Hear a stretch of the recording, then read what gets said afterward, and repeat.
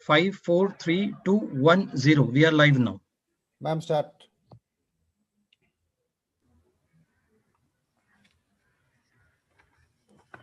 Welcome all.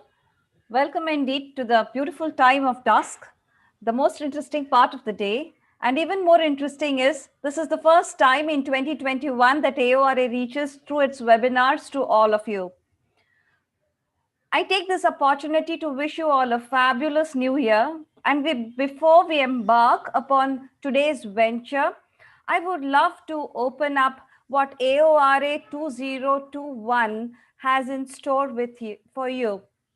We are conducting an e-congress which shall be glimpsed to you in a minute. The registrations are already open, and we really encourage to have a keen look at what has been just shared with you.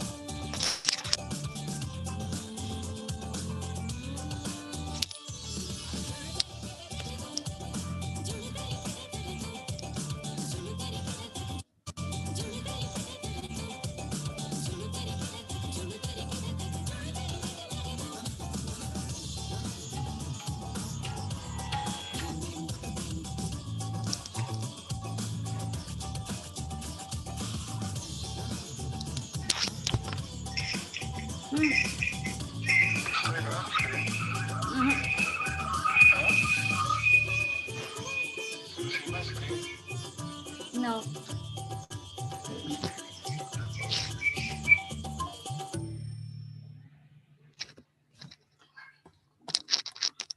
Well, so this was the glimpse of what AORA has in store for you. Now let's come to the present moment and let us embark upon today's webinar. Today we are going to present to you our first speaker, who is none other than Dr. TVS Gopal. Do I have him here? I'm sure I do. He would start his screen share while I really introduce him to all of you. Dr. TVS Gopal is an avid regional enthusiast. He has been the pillar of the Academy of Regional Anesthesia even before it was formed. He is one of the instrumental anesthesiologists in really advocating and advancing ultrasound-guided regional anesthesia in this country as such, and taking it over far across in the continents. He is the director of the Axon Anesthesia Company in Hyderabad, which almost covers maybe 3/4 of Hyderabad's anesthesia. He runs a fellowship on behalf of Academy of Regional Anesthesia. His workshops are really most sought after. So I really welcome you and heartfelt thanks for being here today with us. Over to you, Dr. Gopal.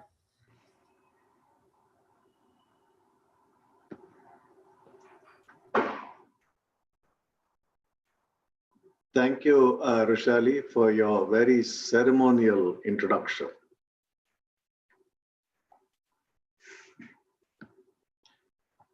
Can you see and hear me, all of you?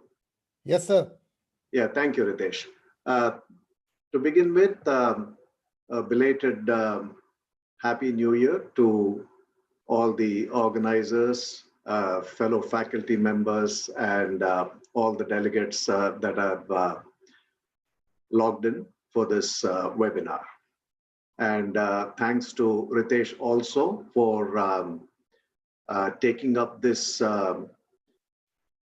very important assignment with an almost missionary zeal, and doing such a good job of conducting this particular series of meetings. Over the next 10 minutes, I'll be speaking to you on how I do an ultrasound-guided lumbar plexus block. First and foremost, the disclaimer. I am not an expert with ultrasound guidance for lumbar plexus blocks. I do quite a few lumbar plexus blocks, almost 8 or 10 every month in combination with sacral plexus blocks, but I tend to prefer peripheral nerve stimulation, and it's not very often that I use ultrasound. But since the topic has been allotted to me, I'll do my best to justify Ritesh's faith in me. This is a picture of the Mariana Trench, which is just east of the Philippines in the Pacific Ocean. This is said to be the deepest place on planet Earth, wherein the depth plunges to as much as 11,000 meters below the sea level. And this exceeds the entire height of the Mount Everest.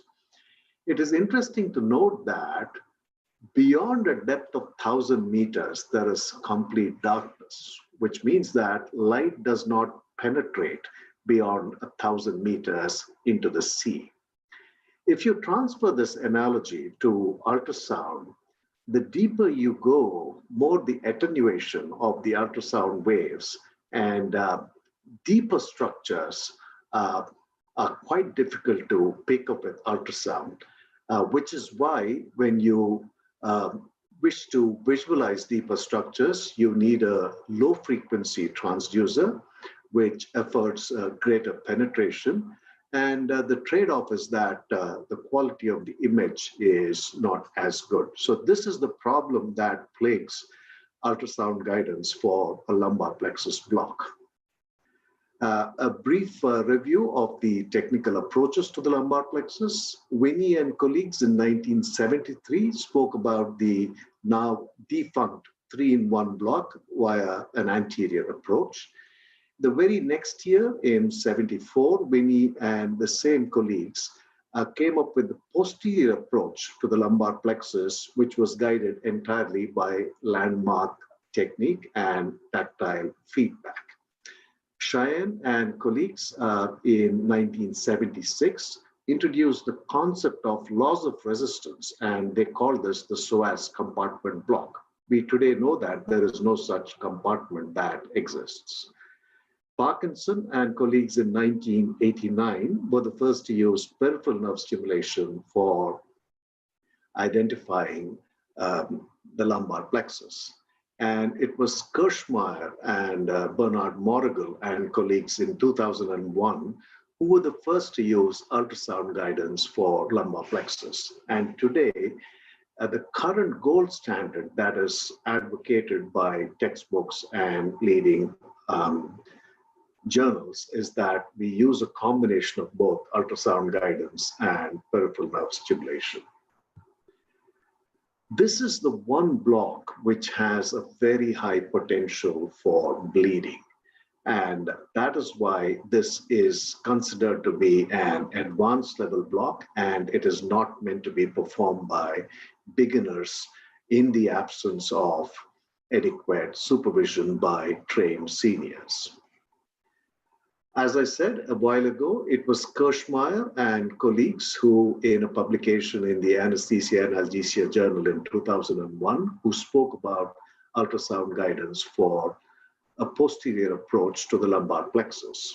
And in this picture, we see the lumbar vertebrae, and this is the parasagittal placement of the probe. And this is the sort of images that they saw. In those days, the ultrasound technology was not as evolved as it is today. And here, this is the transverse placement of the probe. And though I could identify all the muscles, the erector spinae, the quadratus lumborum, and the psoas major muscle, identification of the lumbar root or the lumbar paravertebral space or the lumbar plexus in itself was not possible at that point of time. So talking about ultrasound, I did say that we use low frequency curve transducer. This is a probe which fires between 2 and 5 megahertz, and it has a footprint of 60 millimeters and 60 centimeters, sorry. This is sagittal placement of the probe, which is just paramedian, and this is a transverse placement of the probe. So there are two ways of viewing the lumbar plexus with ultrasound. One is a long axis and the other would be short axis.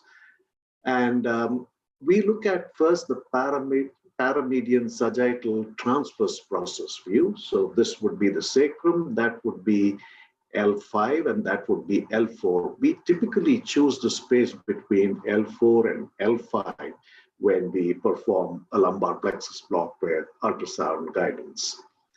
And this is how the probe is placed in the parasagittal plane overlying the transverse processes. So you will not only see the transverse process, but there is a window in between two contiguous transverse processes. So that would be the erector spinae, which is most posterior. That would be the transverse process, another transverse process, and this would be the other transverse process. This is what Manoj Karmakar has called the ultrasound trident.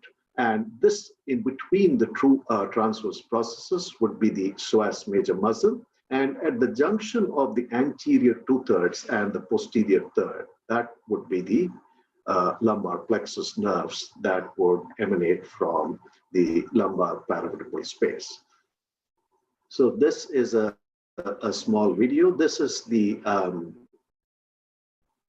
peritoneum there, and the lumbar plexus would lie in that particular area.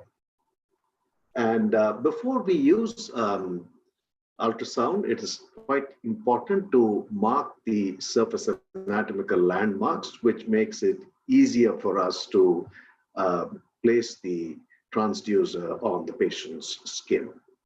And this is how the transducer is placed. It is paramedian and it is in long axis. And the needle in this particular picture is going from caudate towards the capillate direction, but it can also go out of plane with the ultrasound beam. This particular approach is not very popular, and the more popular approach would be the other scan, which involves transverse placement of the probe. So while talking of the paramedian transverse oblique scan, we say oblique because the probe is preferentially tilted towards the midline. So you can start by placing the probe either just lateral to the transverse process here, or we can place the probe in the flank.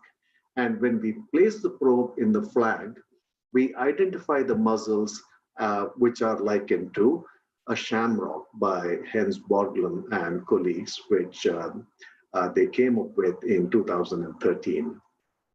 So this is how you would place the probe with the patient in lateral position when it is just lateral to the transverse process. And the needle would go in close proximity to the probe. So aligning the needle with the ultrasound beam with this sort of placement of the probe is quite easy. So this is what you would see with the transverse process view. You would see the transverse process here. That would be the erector spinae. This would be the quadratus lumborum, and this would be the psoas muscle there. And this here, emerging here, would be the nerve of the lumbar plexus in that particular corresponding vertebra. And having identified the transverse process, if we gently slide the probe, either capillate or caudate, the transverse process is now replaced by the smaller articular process. So technically, when the needle is introduced and it makes its way towards this particular lumbar plexus here, we don't have to hit the transverse process and walk off it. So that is the technical advantage of using the articular process view. And this is a picture which was put in a journal by Manoj Karmakar. This is a proper ergonomic placement of the operator with regard to the machine. And as you can see here, dual guidance is being used. A peripheral nerve stimulator is also attached, and the needle is going in close proximity to the probe that is being placed just lateral to the transverse process in line with the ultrasound beam. And the other way of doing it is to place the probe in the flank. But when we place the probe in the flank, as you can see here, the needle is at a certain distance from the probe, which makes it a little more difficult to orient this needle within that 1 millimeter thickness of the ultrasound beam. So what we tend to identify is the shamrock. This is the holy flower of the Republic of Ireland. As you can see here, it has 3 flowers and it has got a stem. So when we look here, the stem is the transverse process of the corresponding vertebra. One flower would be the hypoechoic quadratus lumborum muscle. This would be the erector spinae, which is the other flower, and this would be the psoas major muscle. And that here would be the nerve of the lumbar plexus exiting the intervertebral foramen. So this is the transverse process view. And as I said, if we move the probe gently, either caudate or capillate, the transverse process is gone, and that is replaced by the articular process. And this would be the lumbar plexus there, the nerve of the lumbar plexus. So if the needle is coming in from here, there would be a direct access towards the lumbar plexus. This here would be the great vessel. If the patient is on the right side, that would be the IVC, and on the left side, it would be the aorta. So this is how you would see it. If the probe is placed just lateral to the transverse process, the muscle which immediately grabs your attention would be the erector spinae. But when the probe is placed in the flank, at the apex would lie the quadratus lumborum. So that is the difference in imaging that we need to keep in mind. I'll end with a simple video. In this, you really can't pick up the needle. This was one of the few blocks I performed with ultrasound a couple of years ago. But you can identify the transverse process here. You can identify the body of the vertebra. And this is the psoas muscle over here. And on top would be the quadratus lumborum. And you can see the local anesthetic going into the psoas muscle in the vicinity of the lumbar plexus there. And you can see the nerve beginning to stand out against the hypoechoic background of the local anesthetic as more and more local anesthetic is injected there. So that's about it, Ritesh. I suppose I've taken a little more than 10 minutes. Thank you very much for your time and attention. Thank you, sir. Somita, madam, you take over for the rest of the sessions. Somita, madam, the next talk will be by Dr. Surajit. The PNS guided lumbar plexus will be followed later on. Sir had some problem with his laptop. So next talk will be by Surajit. Sumita, madam, you just take over. Sure. Good evening, everyone. Yeah, it's a pleasure to moderate this session. Wishing everyone a happy 2021. The next session is going to be on femoral nerve and lateral femoral cutaneous nerve blocks. We have 2 speakers for this session, Dr. Surajit Giri, who will be speaking on the PNS guided technique, and Dr. Harshal, who will be speaking on the ultrasound guided technique. So as all of us know that Dr. Surajit Giri is not a new face. He's been a speaker in all the AORA conferences, as well as he's been a founder member of Academy of Regional Anesthesia, founder, executive member. He's also a governing council member. He's a current secretary of IMA, But what is new about him that I got to know recently, that he's an ardent snake bite social activist. That is, they've been guiding people about the superstitions regarding the snakes and also trying to treat the patients who comes with snake bite. So without any further delay, I would request Dr. Surjit Giri to start with his talk. Yeah, thank you, Somita ma'am. And hope I'm audible and visible. My slides are visible? Yes, Okay. Your slides are available. Carry on. Yeah. Thank you.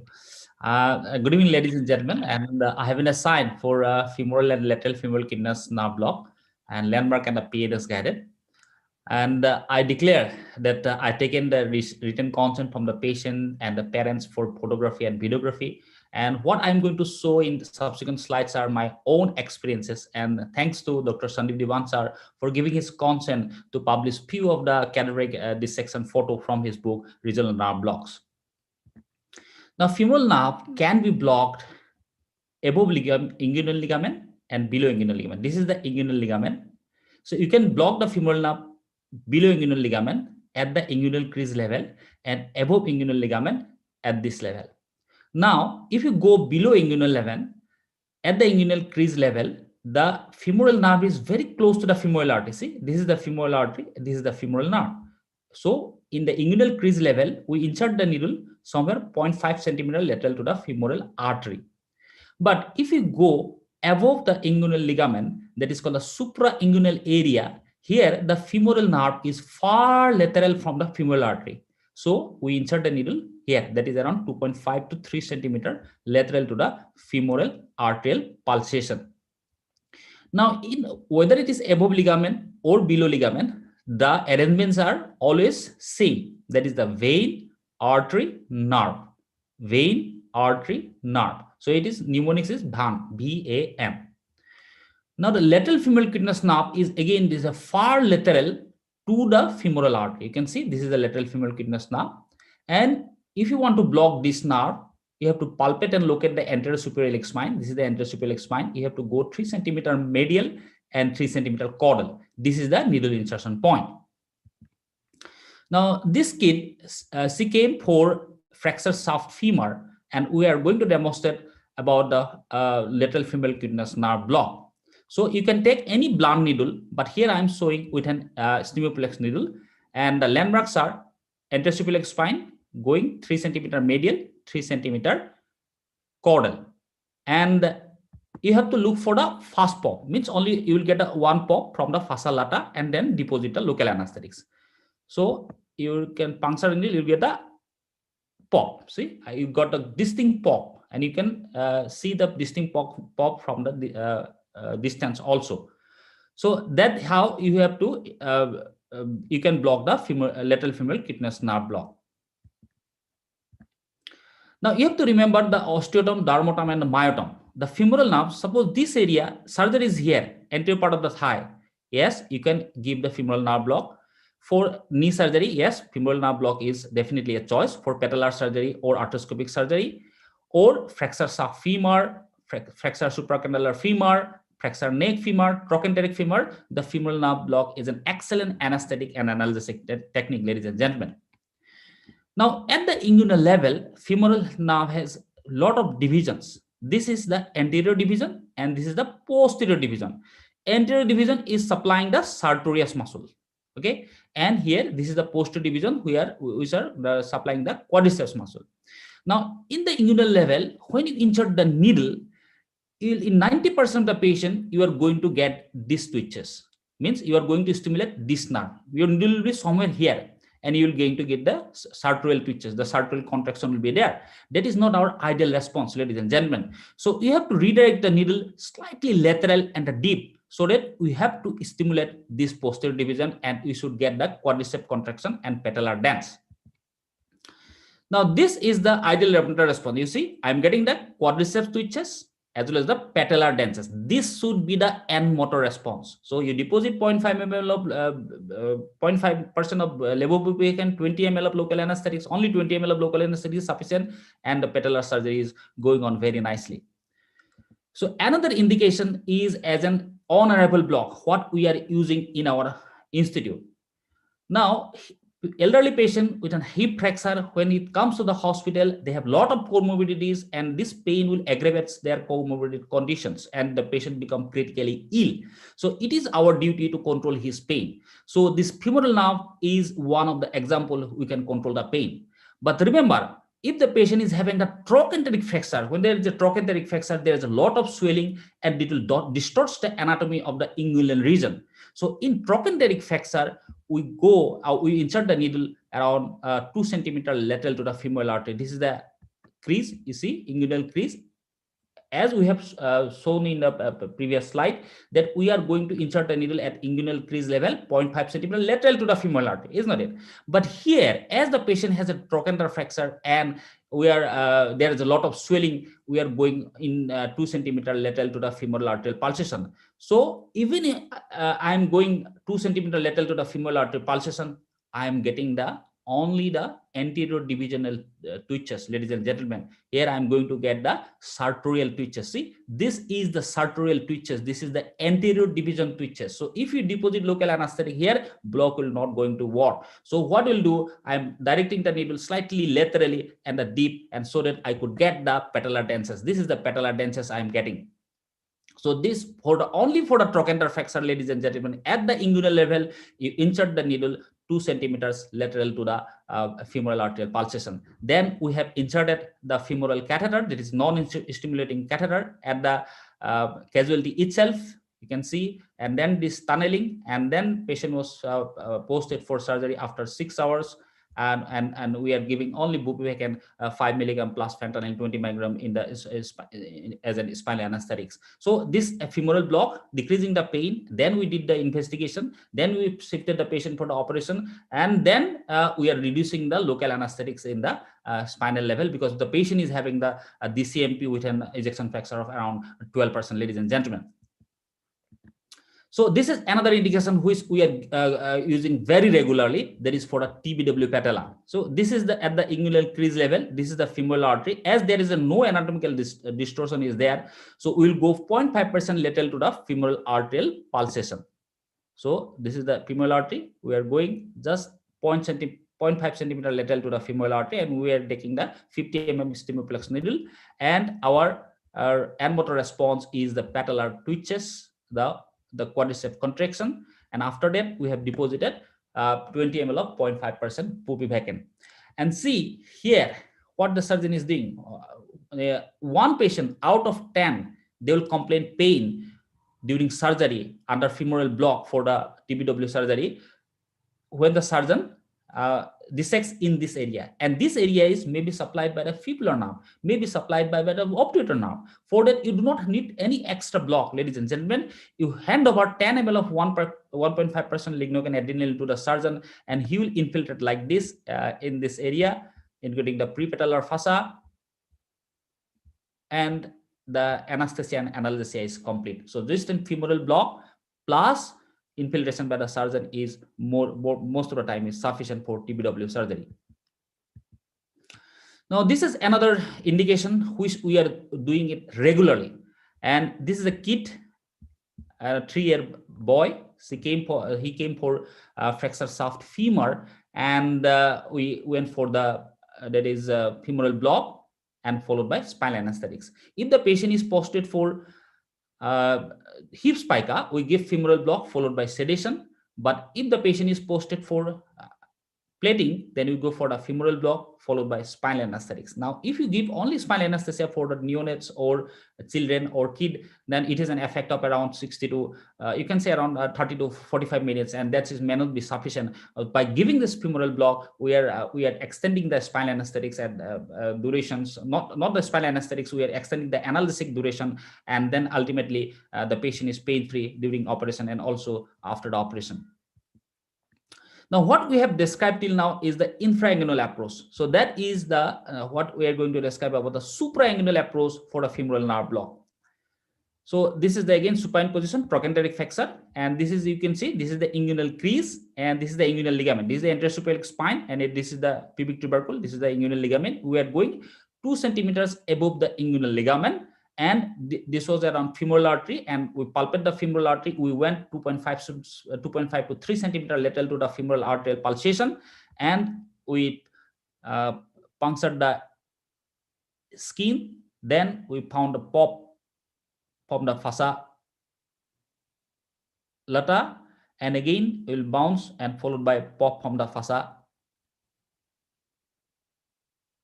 iliaca. And then we got the patellar twitches, and this is our end motor response, and we reoriented the needle so that we could get the twitches at around 0.4, and then deposited local anesthetics. And this is again in the preoperative room for analgesia purposes, and later on it was extended for this intraoperative as well as the postoperative pain management. Now, after giving the supraangular block, we have assessed the block, and this is the cold lipidem in my hand. So I put over the anterior part of the thigh and asked the patient whether he is getting a cold sensation. He says, no, I'm not getting any cold sensation, means femoral nerve is blocked completely. And then lateral part of the thigh, and again he says he's not getting any cold sensation, means lateral femoral cutaneous nerve nerve is also blocked completely. And in the upper medial part of the thigh for the obturator nerve, and patient says, yes, I'm getting a little bit of cold sensation, means some part of the obturator nerve is also blocked. So within single injection at supraangular level, ladies and gentlemen, we are blocking the femoral, we are blocking the lateral femoral cutaneous nerve, and little bit of obturator nerve. So we have compared 100 patients, there is 50 for the supra and 50 for the infraangular approaches. And we found that the onset time for the supraangular approach is only 13 minutes versus 30 minutes for infraangular approach. And success rate is 99% for the supraangular versus 94% in infraangular. And vessel puncture, you can see 11% for infraangular and versus 1% for supraangular approach. So supraangular has a definitive role. And if you want to block within single injection femoral nerve, lateral femoral cutaneous nerve, and little bit of obturator nerve, and if you want to increase the success rate, then supraangular approach may be an answer for you. Now, if you do not have an ultrasound, you do not have a PNS machine. So can you give the femoral nerve block? Answer is yes. That is called a fossa iliaca compartment block.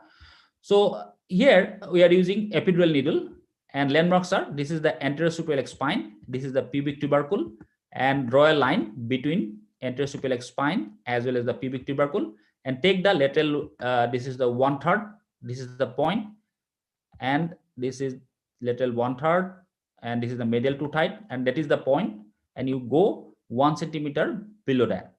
Okay, and we are taking the epidural needle. I'm taking the LOR to normal saline. We'll go slowly, very slow and meticulously, so that I could get, yes, I'm getting the pop from the fossa lata. And again, I'm going very slowly. You should be very meticulous, otherwise you will not going to feel the pop. You'll go slow, and very slow and meticulously. I'm going to get the second pop. Yes, I got the second pop from fossa iliaca. And then again, it is in the preoperative area. We are inserting the catheters for analgesia, and this is another patient. Again, LOR to saline. Yes, I got the first pop from this is the first pop from fossa lata, and again we are going. This is the second pop by the fossa iliaca, and inserting the catheter for hip flexor. And you can use the air also. This is the first pop. I'm using LOR to air. So this is the first pop by the fossa lata, and this is another pop by the fossa iliaca. So you can insert the needle in the perpendicular direction also, or you can in the 45-degree angle. It doesn't matter. Only what we want that we want to see the pop from the fossa lata and the fossa iliaca. Now you do not have any epidural needle. What will do? You can take a blunt needle, or in my case here I'm showing a stimuplex needle, and the landmark is same. And as the patient is very much obese, I'm stretching the skin and puncturing the skin. Yes, and then I come out and we look for the bounce. See, bounce over the fossa lata, followed by pop. Again, bounce over the fossa iliaca, followed by pop. So second pop. So even if you do not have any instruments, even if you have a PNS, even if you have no ultrasounds, you can just with a needle itself, blunt needle, you can give the facile like a compartment block. Now, what is the difference between FNB, femoral nerve block, and facile like a compartment block? In a femoral nerve, we are injecting here, that is nearby to the femoral nerve. But in the facile we are away from the femoral nerve. This is the femoral nerve. We are away from the femoral nerve. So it is a compartment block, facial compartment block. And here you deposit 35 to 40 ml of local anesthetic. It will slowly track and it will block the femoral nerve. So here you require more volume, that is 35 to 40 ml. But in the femoral nerve block, you require only 20 ml of local anesthetics. And in the infrainguinal approach, you are not blocking the lateral femoral cutaneous nerve, but here you will block the femoral and lateral femoral cutaneous nerve. But for the suprainguinal FNB, you are also blocking the lateral femoral cutaneous nerve. Before giving this incision, always assess the block, like 4 P's for the lower limb. This is for the sciatic. You know that is for the lower limb. You need to block the sciatic nerve also. So ask the patient to push. If he cannot push, means TBL is gone and means sciatic is blocked. And ask the patient to pull inside. If he cannot do, means obturator nerve is blocked. Ask the patient to punt, means kick in the air. If he cannot do, means femoral nerve is blocked completely. And pinch about the lateral part of the thigh. If he cannot feel the pinch sensation, means also the lateral femoral cutaneous nerve is blocked completely. So that indicates the completeness of analgesia and anesthesia for surgery. And now patient is ready for incision and surgery, ladies and gentlemen. And this is what I am submitting to all of you. And thank you for patient hearing. Over to ma'am, Samita ma'am. Thank you, Dr. Surajit, for your talk. Please stay on because we're going to have the questions after this session. The next, we are going to move to Dr. Harshal Wagh. He is going to speak on ultrasound guidance for femoral nerve as well as for lateral femoral cutaneous nerve. Dr. Harshal Wagh is a young and a dynamic face of AORA. And he's also an executive member of Academy of Regional Anesthesia, and he works as a consultant anesthesiologist at Kokilaben Ambani Hospital in Mumbai, and also has several publications to his regard. And he is also heading the AORA Fellowship program at his hospital. So I would request Dr. Harshal to start with his talk. Thank you very much, Dr. Somita. Can you see my slides? Yeah, we can see your slide. We can hear you also. Yeah, can I start? Yeah. Yes. So good evening, everyone. Very big thank you to the AORA family and for this opportunity. I'm going to be talking about ultrasound-guided femoral nerve block and ultrasound-guided lateral femoral cutaneous nerve block. Quick touch on the anatomy. I think all of us already know the anatomy, but I'm going to just touch on it. So you all know that the femoral nerve and the lateral femoral cutaneous nerve come from the lumbar plexus. And the lumbar plexus lies in the substance of the psoas major muscle, and they enter the abdomen from the lateral wall of the psoas major muscle. The femoral nerve and the lateral femoral cutaneous nerve enter the thigh below the inguinal ligament. The femoral nerve lies lateral to the femoral vessels, but it's important to remember that it is enclosed in a separate sheath. So that is important to remember when you're giving a ultrasound-guided femoral nerve block, and explain to it coming later.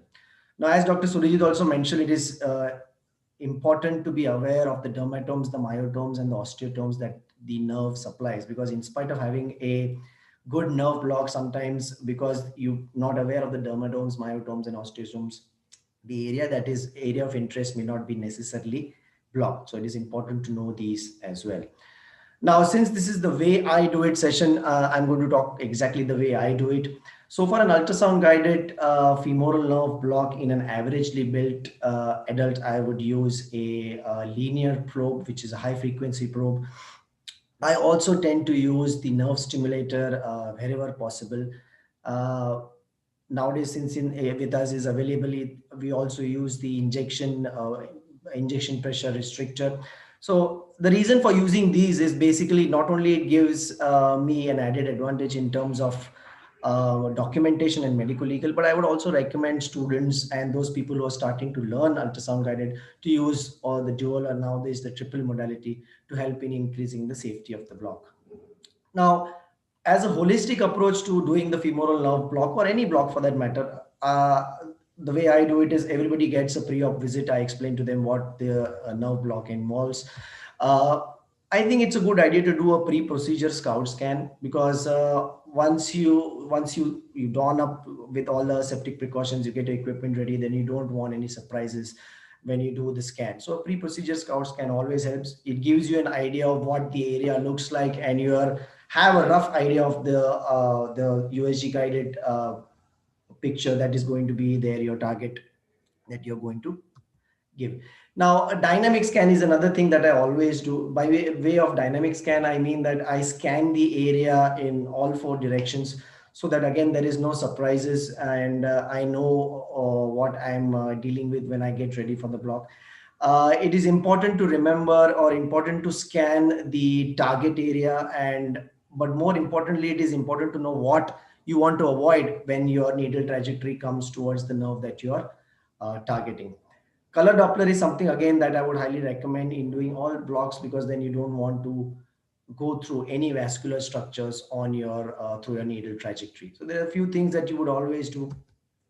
Now, picture speaks many words. I don't think I need to say too much on this. This is the way I would do a femoral nerve block, or for that matter, any nerve block. What I would do with full aseptic precautions, whether it is a single shot block or a catheter technique. Ergonomics is something which I think all of us have been discussing so far. Is you have your the patient, you have the ultrasound machine, and you have the monitor and the anesthesia machine in front of you, so you don't need to change your head direction when you're doing the block. Everything is in one view. For ultrasound guided femoral nerve block, I usually prefer, as I said, triple modality wherever I use. By triple modality, I mean the ultrasound, the nerve stimulator, as well as the injection pressure restrictor. For approaches wise, unless otherwise, for whatever reason I can't do, then I would prefer an in-plane approach to the femoral nerve, and an in-plane approach even to the lateral femoral cutaneous nerve. While injecting local anesthetic, something that I always follow and is also recommended is to inject in small aliquots, so that you are not only seeing the injection being done, but at the same time, in case there is an inadvertent vascular injection, then you're not injecting the whole bit. So always small aliquots. Every aliquot is like a test dose. You give local anesthetic and you wait for a few seconds and then inject, and you see the spread around it. The other thing that I always do is documentation, because if you don't write it, you haven't done it. So documentation is something that I do on my own. And post-op pain rounds is what we have been starting to do for all patients that have a nerve block done, or if they have the nerve peripheral nerve catheter, then they get a post-op pain round. Now, having coming to that, actually how to do the block. So this is just a cadaveric picture of the femoral triangle of the left thigh.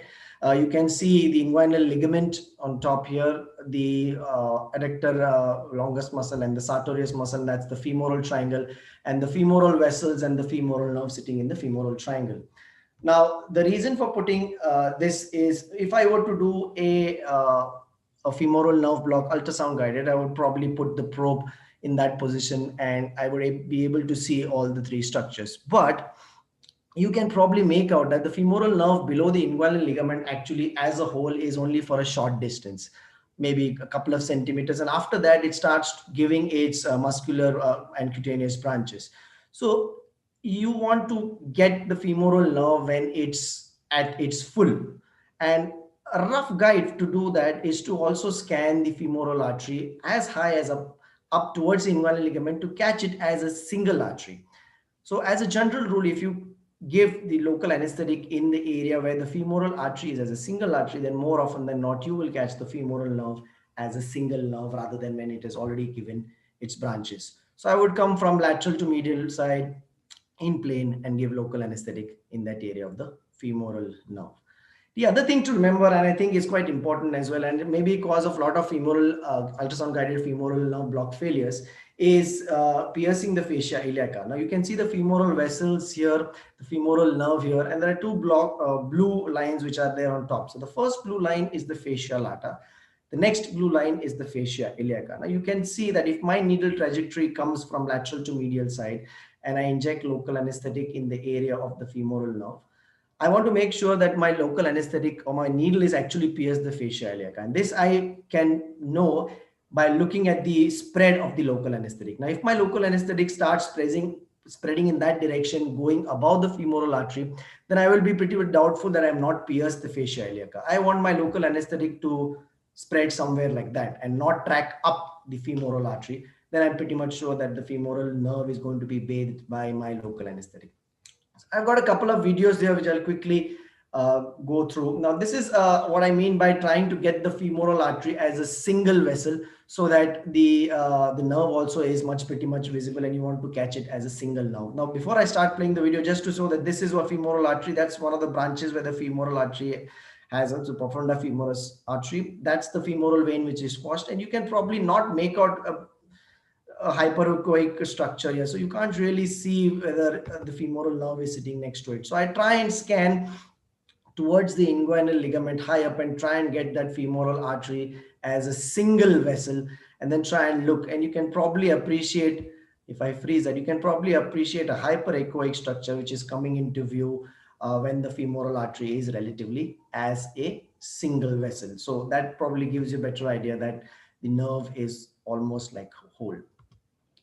Now, a few points to ponder is, I know everybody says that the femoral nerve is an easy block, but I think all of us have gone through that learning phase and we still struggle sometimes, because it's a fairly big nerve, but it's fairly flat as well. Sometimes lies completely flat below the fascia iliaca, lying on top of that iliopsoas muscle. So it makes it difficult to differentiate from the facial planes. The borders of the nerve may not be really difficult to visualize. So I think it's a good idea that the needle trajectory to be as flat as possible, so the appearance of the needle one is better. And the other thing is the needle entry to be as lateral as possible, that you can safely do. That gives you a better idea, because in case you cannot see the lateral border of the nerve, then I think it's a good idea to come from as lateral as possible. So in this video, again, I'm trying to do an in-plane needling technique from coming from the lateral side in plane and trying to pierce the fascia iliaca there. Once I pierce the fascia iliaca, I get if I'm using the nerve stimulator, the desired response. Then I inject local anesthetic, small aliquots, and you can see as soon as the local anesthetic is injected, the needle tip also is better in visualization, and the local anesthetic now you can see does not track above the femoral artery, and I'm pretty much sure that the local anesthetic and the needle has pierced the fascia iliaca, and the femoral nerve is bathed by the local anesthetic there. Ideally, I would want to inject local anesthetic even below the nerve, but sometimes it is not possible. But a good 15 to 20 mils of local anesthetic, or sometimes even less than that, if the spread is adequate, usually does a good job as long as you have pierced the fascia iliaca. Now, coming to the lateral femoral cutaneous nerve, there are various approaches described to block the lateral femoral cutaneous nerve. Something which I normally do is, again, put my ultrasound probe in the area where I would do a femoral nerve block, and then just move it laterally to find the lateral edge of the sartorius muscle. And in the two facial planes of the fascia lata and fascia iliaca, I would put local anesthetic in plane coming from lateral to medial side. Now, a few things about the lateral femoral cutaneous nerve. It's a fairly small superficial nerve. The course is variable. Sometimes it pierces through the inguinal ligament. Sometimes it lies also inside the sartorius muscle. And there are various approaches, as I said, that have been described in literature. But general landmarks include the lateral border of the sartorius, the anterior superior iliac spine, and it usually lies between the fascia lata and the fascia iliaca as compared to the femoral nerve, which lies below the fascia iliaca. Now, I just want to mention this in this article by Dr. Thomas Nielsen. They mention about FFFT, which is a fat-filled flat tunnel, which is a triangular space that lies between the lateral border of the sartorius and the tensor fascia lata muscle. And I think that's a good a landmark to recognize, because sometimes the facial planes are so many that it becomes really difficult to make out which is the fascia lata and which is the fascia iliaca. So I'm just going to go a quick scanning video. So that's again of the left thigh, left side of the screen is medial, right side of the screen is lateral. My cursor is on the femoral artery, that's the femoral vein, and I'm going to scan laterally as the video will show. And as I scan laterally, that's the sartorius muscle, which is going from right to left. That's the tensor fasciae lata muscle there. And if I just freeze that there, as per the FFT, what they mean is the local anesthetic to be injected in this triangular area, which lies on the lateral border of the sartorius and the medial border of the tensor fasciae lata. And you can probably see a hypoechoic small structure, which is lying there, which probably is the lateral femoral cutaneous nerve. Okay, I'm just going to again show a quick injection video of that. So that's again the FFT, as they would probably mention. You can see hyperechoic small structures here. When I put the local anesthetic, you require just 3 or 5 mils of local anesthetic, which should be enough to catch the local anesthetic, catch the lateral femoral cutaneous nerve. And just a normal needle actually should do the trick. Just so that's my last slide, actually. Just a few pearls is eyes don't see what the mind doesn't know. I think it's important to visit and revisit anatomy and sono anatomy. It is important to identify normal to be able to identify abnormal. So when you're using ultrasound, I think you should just scan normal structures first. Then you should be you will be able to identify what is abnormal. Bony landmarks and vascular structures are our guides, and they help us immensely. Femoral nerve, along with few other nerves, are have this habit of anisotropy. And so a little play of angles of the probe will enhance the visualization of structures.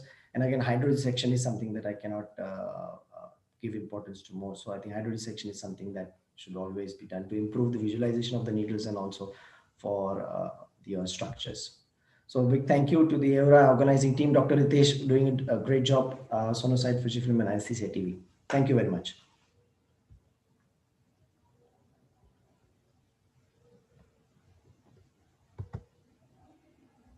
Yeah, Dr. Harshal, thank you very much for your talk. Unfortunately, Dr. Sailesh will not be able to give his talk because of technical reasons. So we will straight away move on to a question answer session, as well as comments and questions from the executive members as well. Unfortunately, we have not received any questions in the chat box as yet. So I would request any of the executive members, if you have any questions or comments, please go ahead. Shomita, is Dr. Amjad around? Dr. Gopal, are you there? Cannot. I don't think he's part of. I don't think so. He's there. Okay. So I have a question on the lumbar plexus, and probably I should just make it into a comment since Dr. Gopal Yes. is not. Very often when we look at literature and articles, the term lumbar plexus block and lumbar paravertebral block are used together.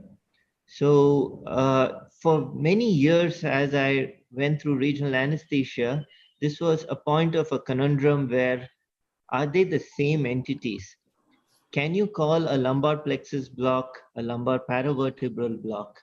And I think a couple of years ago, there was a very interesting paper by Dr. Karmakar where he used one of his fancy machines and actually looked into the paravertebral space with great detail.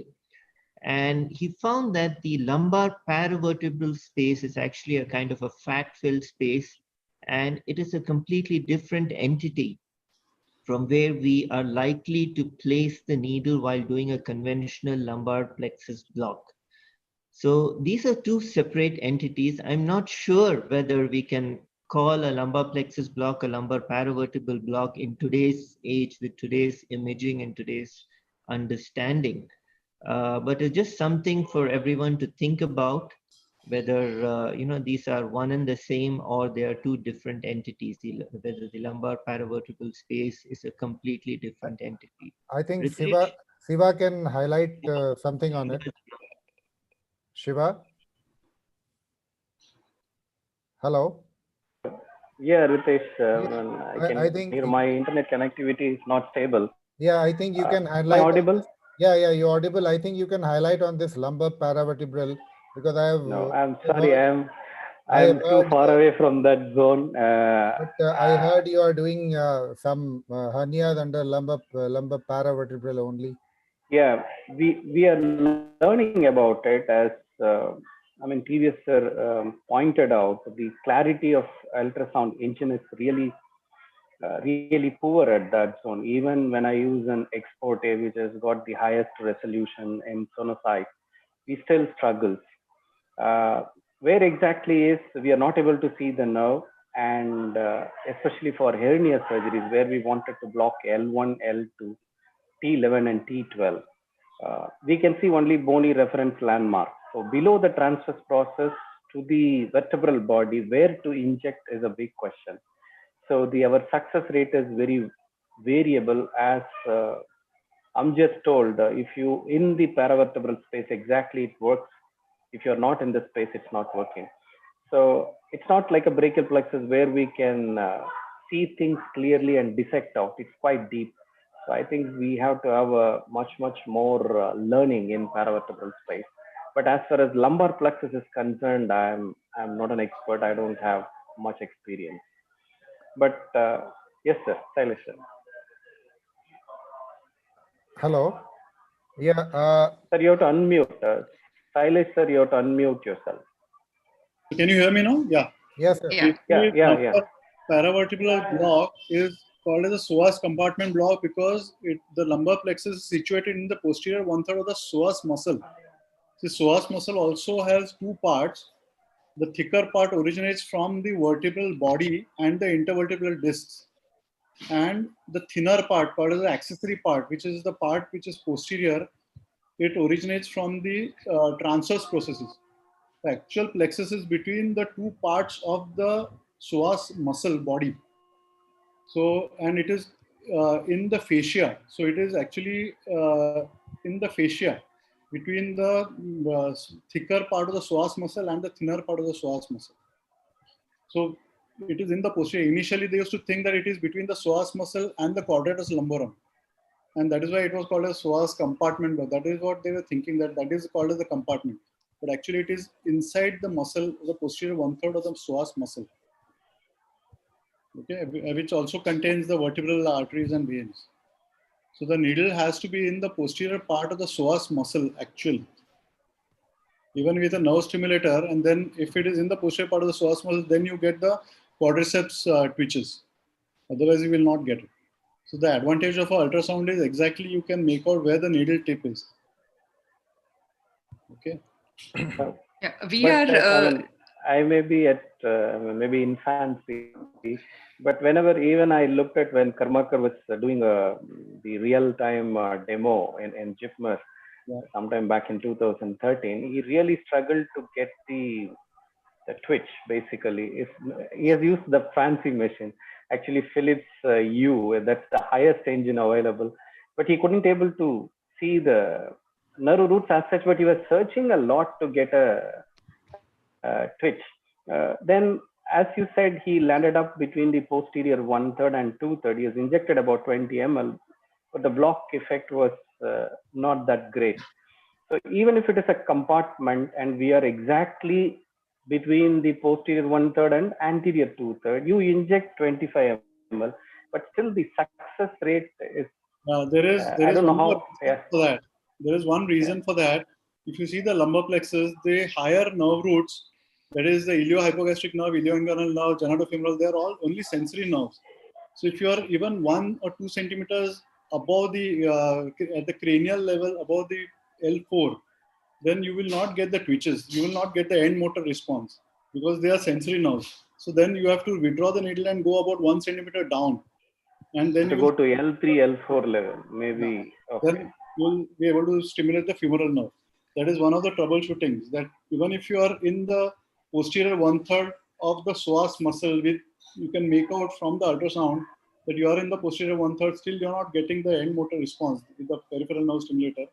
That means you are little at a higher level where you are stimulating. Maybe L1, L2 or L2, L3 level instead of L4, L5 or 3, 4. Correct. Yes, Sarshal, you're trying to. Yeah, I just wanted to get what Shailesh sir just carrying forward. Even in ultrasound guided, say through a Shamrock technique, where you're pretty much sure you're at L4 and L3, L4 or L4, L5. even when you can see the, well, supposedly you can see the lumbar plexus in that muscle in the psoas, and the needle is quite close to it. It is quite sometimes that you can't stimulate it even, but you're pretty much sure that, you know, it looks like a lumbar plexus and the needle is fairly close to it. But I've had a couple of times where we have injected about 15-20 mils in the area where we think, but not get the twitches, and it has not been that bad for patients who have had surgery only under lumbar plexus and a sciatic for, say, a hip hemiarthroplasty or intertrochanteric. So I don't know, maybe it works both ways.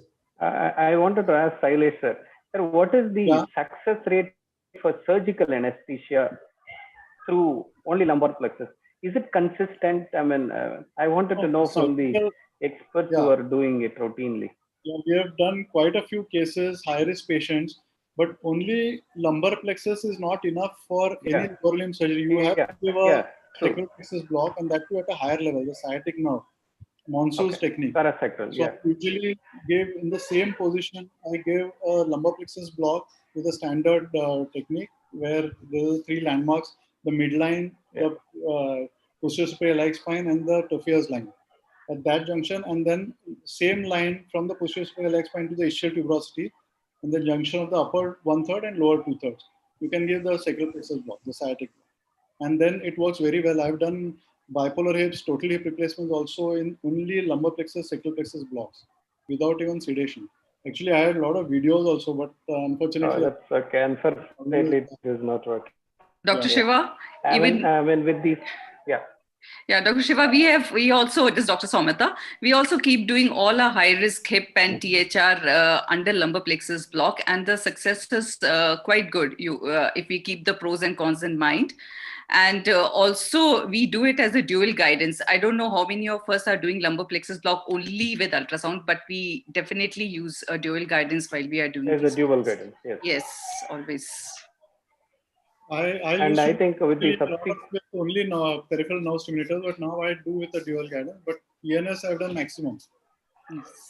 Is just for the sake of is anyone of us doing only ultrasound? Because I'm also using PNS. I'm also in infancy. I've done only a few cases. So with the PNS and ultrasound both, I've never tried it with only ultrasound guided. Is it? I don't think it's safe to go only with ultrasound.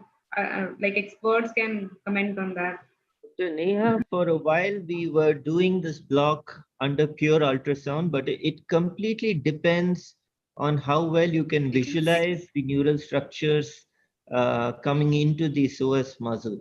So if you've got a fairly thin patient, good echogenicity happening, it is possible to actually identify the neural elements, and you need to be at the right level.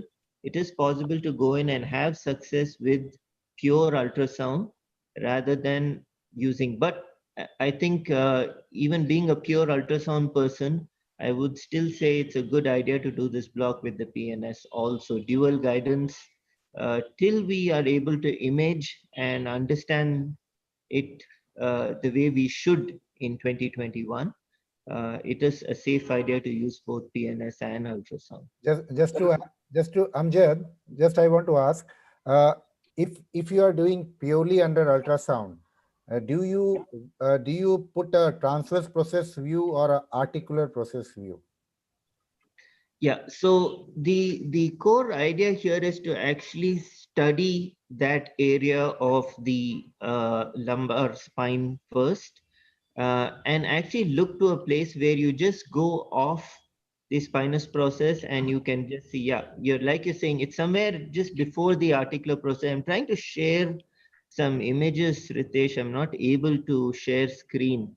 Is there any permission that you could give me there? I think it's allowed. I have not blocked anything. It's allowed. Yeah, so the initial thing is, I think the shamrock method is a lot, it's a much better way to image the lumbar plexus now as compared to the, the trident sign, which Professor Kamakar had earlier described. The echo, the ultrasound images are much better with the shamrock. So yes, the transverse process, you would actually want to get the spinous process and the bony landmarks out of the way when you try to do it. So again, whether it would be the articular process or Hey, the why transverse, it's somewhere in between. why I ask this? Because once you go deeper, you lose the visibility of the needle. So if you have got a transverse process view in the shamrock, then at least the transverse process is a safety. Okay, is a safety, because if you have only the articular process view, intertransverse view, in the depth, there is no safety. If you lose the needle, which happens in the depth, there are chances that the needle will cross the psoas and it might go into the peritoneal space. Yes, that's why I said that the reason to use only ultrasound would be having great visibility, not just of the neural structures, but with any block. Your needle visualization is paramount. You shouldn't be pushing your needle in any block without seeing it. Then if you do that, what's the difference between a landmark technique and what you're trying to do? So needle tip visualization is paramount. So there are not going to be too many patients who you can use a pure ultrasound technique on. But if you think that, the depths are okay, the patient is not too obese, you think you've got the angles going, you don't have too much bony issues, bony structures coming the way, yes, occasionally. But by default, if you're starting off, please use the PNS.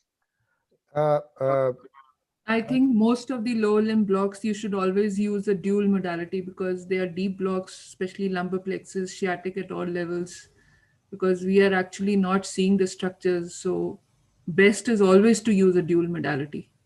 We can get away with it in upper limb, but not in lower limb. Yeah, I mean, like the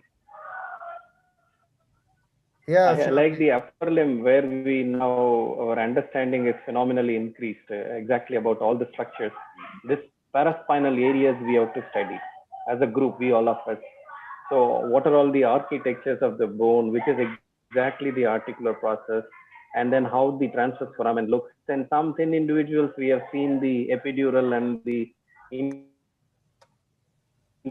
well. I mean, Amjad also would have seen in a perfect inter-transverse process, you could see all those things. So if you have such a systematic understanding of all the images that we get on the ultrasound in the paravertebral space, and I think we can do a more objective blocks. And definitely, as Madam said, we need a dual guidance because the resolution of ultrasound is not that great at that level of depth. I think, do we have a time? Yeah. No, we have to next session, or we have to move to the next No, session? we have to go to the next session. Yeah. Thank you, everyone. We'll now move on to the next session, and I will request Dr. Neha to take over, please. Thank you, ma'am. It was very nice to have first session and all the discussions we had. So we'll move on to next session, and without wasting much of the time, I would like to invite Ram sir, who is a consultant at Columbia Asia Hospital, Bangalore. He is a AORA executive member, and he is a part of many regional anesthesia conferences and workshops till now. He is going to talk about adductor canal block. So over to you, Ram sir. Hope I'm audible. Am I? Yes, sir. Good evening, everyone. The Team AORA and the regional anesthesia enthusiasts.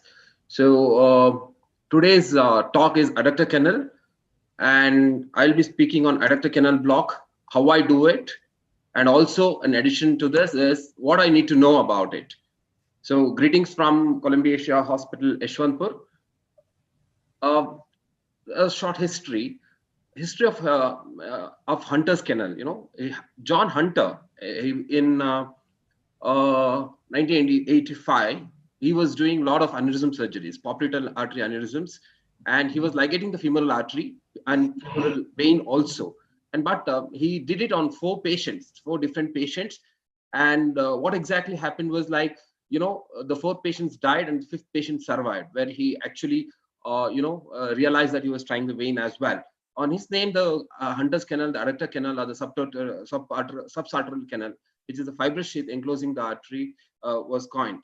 So it is known as the Hunter's canal. Briefly going through his anatomy, I would suggest this article to be read by everyone. And this gives us a lot of information about the adductor canal and its anatomy. The Hunter's canal is an aponeurotic tunnel in the middle third of the thigh, extending from the apex of the femoral triangle, and it is it's in the middle third of the thigh, and it opens at the hiatus in the adductor magnus. So this is the beginning of the adductor canal, and we can see the profunda femoris much above. This is the femoral triangle here, adductor longus, the medial border, and the vastus medialis on the lateral border here. So we can see the femoral vein, femoral artery, the most consistent one, the nerve to vastus medialis, and the saphenous nerve, and the posterior lateral part of the triangle.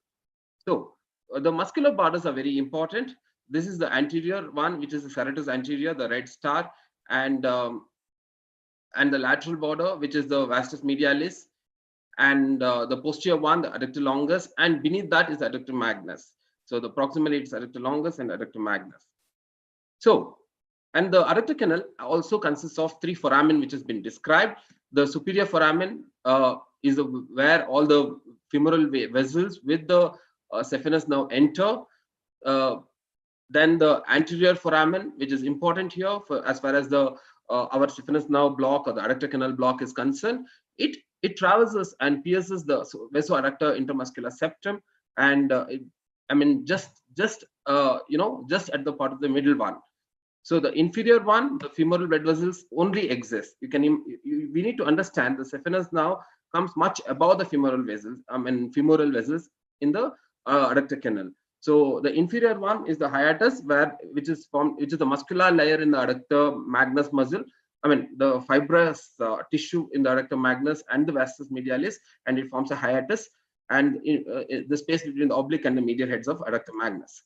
So briefly telling about the saphenous nerve dermatome. We all know that this is the dermatome which Harshal had also put it in, and the femoral nerve supplies this part, and this is cutaneous, sensory part, and this is the saphenous nerve distribution. We can see it distributes till the ankle on the medial side, and posteriorly up to the mid, up to the angle of the popliteal fossa. So this is irrelevant in osteotome because there's been on literary search also there's no mention of any part of the osteotome being supplied by the saphenous nerve. But we know that it's a sensory nerve. Just for the completion, we should not have the feeling that it supplies any form of the bone, but it may supply the articular cartilage. So coming to the adductor canal proper, the indications of adductor canal block is the total knee arthroplasty, which aids in preventing the weakness. Adductor nerve block will prevent the weakness of quadriceps, which is commonly seen with the femoral nerve block, and any surgery along the medial side of the leg, and all surgeries below the nerve along with the sciatic nerve block. So we need to have all the gadgets available in the close vicinity in case of eventualities, and also we need to aim at a proper asepsis. What do we need to know is we need to take an informed consent, appropriate dosage of local anesthetic, and the type of local anesthetic should be planned, appropriate probe, appropriate needle, and rescue medication and staff. We should not forget about the pre-procedure checklist and the consent. Most important thing is the side and the side to be marked, and we should be very cautious about not giving a wrong side blocks. So coming to the technique proper, and as we have in many other blocks, there have been a lot of studies where, papers in the past, many years ago, they have done our surface marking techniques and infiltration. We used to do on the anteromedial surface of the thigh of the knee, where we used to infiltrate the local anesthetics. And I think this is more of an ultrasound guided block. There's no room for any nerve stimulation because it doesn't have any motor supply, or it is a combination of that. We'll see how it is. So this is the femoral canal, femoral triangle surface marking, and A, B, C suggest the ultrasound markings. A and B are the markings, and B is the point of entry. That's the center of the adductor canal. Let us see why it is important. So the adductor canal extends from the apex of the femoral triangle, the middle 1/3 along the sartorius here, and the apex. What we see at the apex, we see the sartorius muscle, adductor longus, and vastus medialis, and the artery, the femoral artery. So next comes our the distal 1/3 of the adductor canal, where we see the vastus medialis, on the lateral side, adductor magnus and artery and the vein and the sartorius much medial to the this structure. So our point of interest is in the middle. This is where the relation between the vastus medialis, femoral artery, femoral vein, adductor longus, sartorius are maintained. So this is the point of block. This is the point where we should be aiming our block. So why? So now coming to the nerves of interest.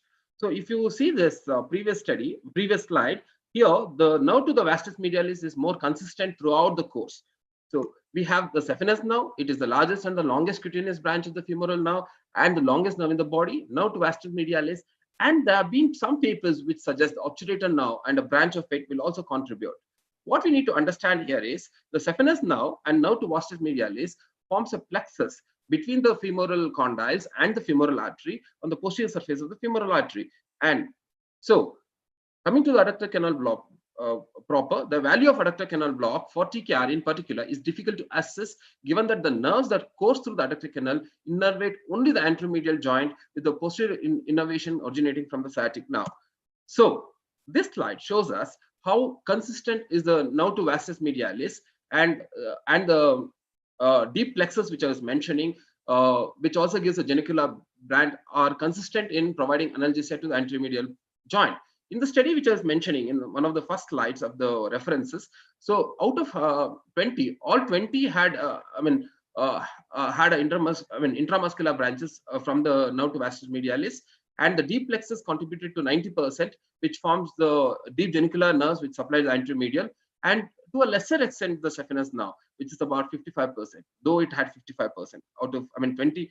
Out of 20, 11 cadavers had this nerve supplying the infrapatellar branch, that's a medial nerve. And when we were discussing about this with the surgeons, they many times this 11%, they even felt the postoperatively, the follow-up in the postoperative phase after discharge from the hospital in the wards and clinics. They have found there can be a small area of numbness in the medial side. Probably this could be this part of the nerve which has been cut. That's what their consensus were. So understanding the rationale why we need to inject at the midpoint of the adductor canal is that if we inject the drug at the apex of the femoral triangle, of course there will be adequate analgesia, but there will be significant quadratus weakness secondary to rectus femoris, vastus lateralis, and vastus intermedius block.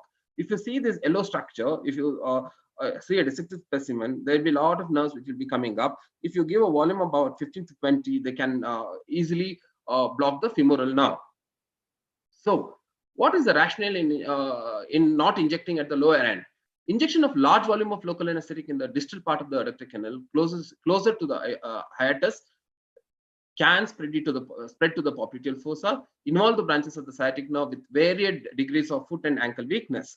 And also we need to understand the saphenous nerve might have given a, might have exited much above this distal end of the adductor canal. So the ideal point of giving a block, adductor canal block, is a midpoint of the middle 1/3 of the of that line joining between the anterior superior iliac spine and the adductor tubercle, or as dictated by the ultrasound. Ultrasound is considered as standard because we can, as I showed you in the previous slide. So ergonomics is most important. We can this should be the position of the operator from the lateral side, then the probe and the monitor here.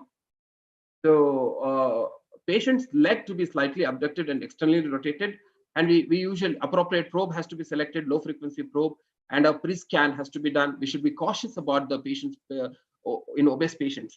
And as we know, there's our orthopedic surgeons are obsessed by their dressings.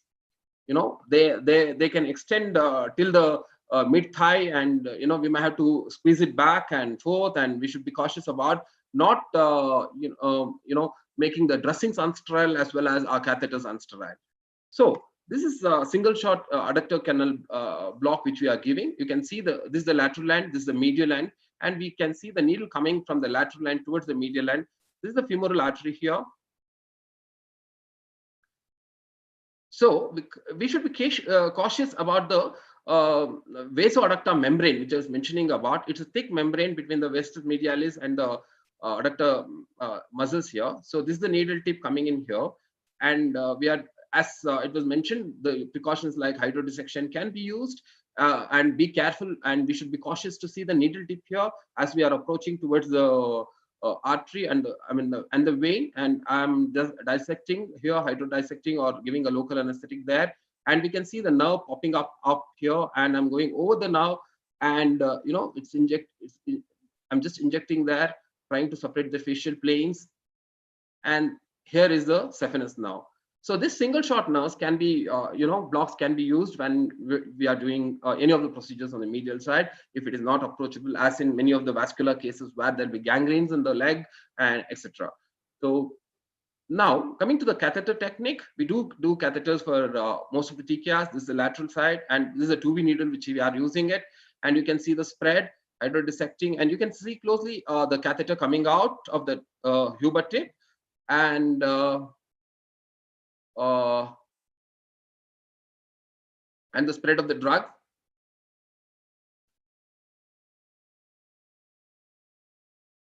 So you can see this is a femoral artery, and the catheter over the femoral artery. I would prefer to put it about a centimeter or two much ahead of the femoral artery, and this is the sartorius as well. This is the femoral nerve, and once we give a bolus, it'll be bathing, and we'll continuously give an infusion of drugs. And you can even see when you're aspirating, checking for the aspirate and all, you can see the drug moving in and out of the catheter. So this is a catheter coming out, and we have to secure this catheter appropriately with or without sutures as we are convenient.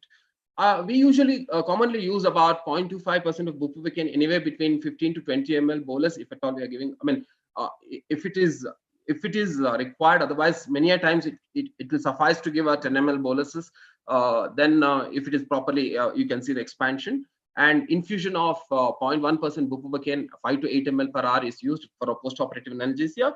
There have been some studies where they have done the assessment of the adductor canal. They have quantified it as 7.6 centimeters, 2.2 in between, to around 2.5, and the lower one about 1.5 centimeters length. And they have mentioned that about 5 to 8 ml per hour is sufficient enough to bathe the complete adductor canal with drug, and which provides appropriate analgesia. We should be aware of the complications. So prevention is better than later worrying about the complications. Accidental injury to the artery, which is very common, and we should try and do most of the times in an implant technique, where we see the full length of the needle and the tip is seen very well. And nerve injury with neuropathy has been reported by few reports. Infection, when we're not taking about care of any of the aseptic techniques, or even otherwise if the knee gets infected, and we may be blamed. It's not the question of getting blamed, but we should be cautious about that.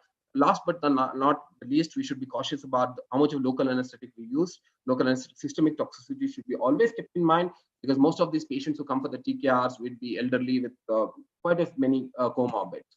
Take-home messages: adductor canal block is a sensory block with minimal or no motor blockade at the knee. Adductor canal block should be given at the midpoint of the adductor canal. If local anesthetic is deposited at the proximal end of the canal, it functions like a femoral block with all the quadriceps weakness, etc., etc. These are my references. Thank you. Thank you so much. We are having a few questions in the chat box, and if you don't mind, we'll take it at the end of the session, I hope. No problems. No problems. Please be with us, sir. Thank you very much for the talk. So our next speaker is Murli sir, and it's my pleasure to introduce her. He doesn't need any introduction as such, but he's working at Apollo Hospital as consultant in anesthesia and pain management, and he has delivered a number of talks related to regional anesthesia, and he's a AORA executive member. So Murli sir, over to you. Good evening, good afternoon, and good morning. I know this is being shared across the world through Anaesthesia TV and other channels. A warm welcome to everybody who is on the other side. A happy New Year. So let me start sharing the screen. Yes. So for the next 10 or 15 minutes, we are going to be discussing the PENG block, and I thank the AORA entire committee for giving me the opportunity.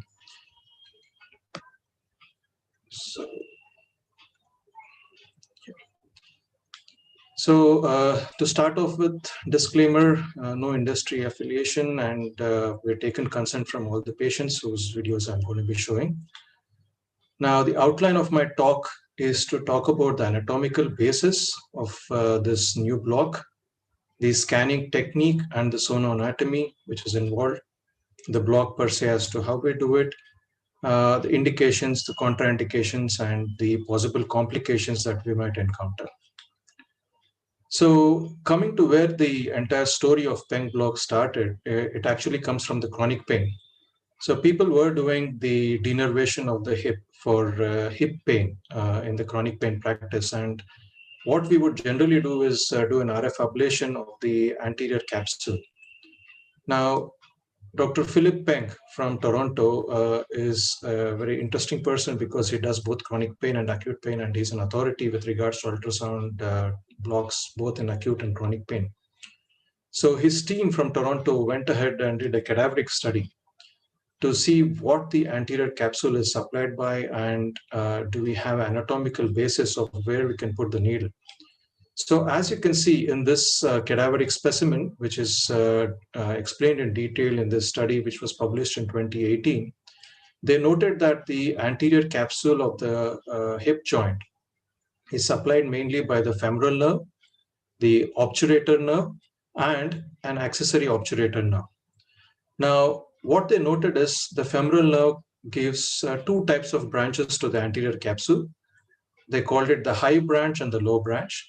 The high branch coming above the inguinal ligament and the low branch coming below the inguinal ligament. The obturator nerve, again, they said high and low branch based on whether the branches came before the division of the anterior and posterior branches of the obturator nerve, or below the division of the anterior and posterior branches. They also noted another nerve, which was called the accessory obturator nerve. Now, what they noted is that in the 13 cadavers that they examined, the femoral nerve supplied the anterior capsule of the hip joint in 100% of the patient, in 100% of the cadavers. The obturator nerve again supplied in 100%, whereas the accessory obturator nerve supplied in 53%. Now, the important thing here to note is the femoral nerve supplied in 7 out of the 13 cadavers, that is 53%, a branch coming above the inguinal ligament. So they noted that if we give an infrainguinal block, such as a fascia iliaca infrainguinal approach or a femoral nerve block, it will not be able to block this high branch. And they also noted a few landmarks with these branches. So the main thing here, which we will be seeing again with regards to sonoanatomy, is something called the iliopubic eminence, which is a bony landmark between the ilium and the pubic bone, and the anterior inferior iliac spine. And we are not going to talk about the inframedial acetabulum because that is something which we are not going to block in the PENG block. So we are not talking about this, but this is something to note, the iliopubic eminence and the anterior inferior iliac spine. So in conclusion, they said that the anterior innervation of the hip capsule is by predominantly femoral, the obturator, and the accessory obturator. Now, subsequent to this anatomic study, they described the PENG block for hip fractures. So this was the first paper which came out in the end of 2018, again from the same group from Toronto. And as you can see here, this is basically the high branches of the femoral nerve, the one highlighted in the green, innervating the anterior capsule. And this is the accessory obturator nerve. Now, main thing to note here is these sensory nerves which innervate the hip joint traverse on the bony landmark of the iliopubic eminence to anterior inferior iliac spine. So this is the landmark which they were able to identify in most of the specimens. And they did this, the paper came out with their clinical experience on patients with hip fractures and during the hip arthroplasties. And interestingly, the name is based on Professor Philip Peng because it actually is from his own team. Now, coming to the scanning technique that they described, this is what is popularly being followed by everyone practicing the PENG block. It is to scan along this bony landmark of anterior inferior iliac spine and the iliopubic eminence. So what do we see when we scan? Now, we will be seeing this bony landmark, which is formed by the anterior inferior iliac spine and the iliopubic eminence. We will see the psoas muscle tendon. We will see the femoral artery. So these are all the important landmarks that we need to keep in mind. The femoral artery, the iliopubic eminence, the pubic ramus, and the anterior inferior iliac spine. So this is how it would look when we scan the area. And what we are seeing here is, again, the same structures that are delineated in the earlier slide. So if we look at the ultrasound frozen image of this region, we'll see that the anterior inferior iliac spine is one bony landmark. The femoral artery is what we would see. The iliopubic eminence is another bony landmark, and the psoas tendon.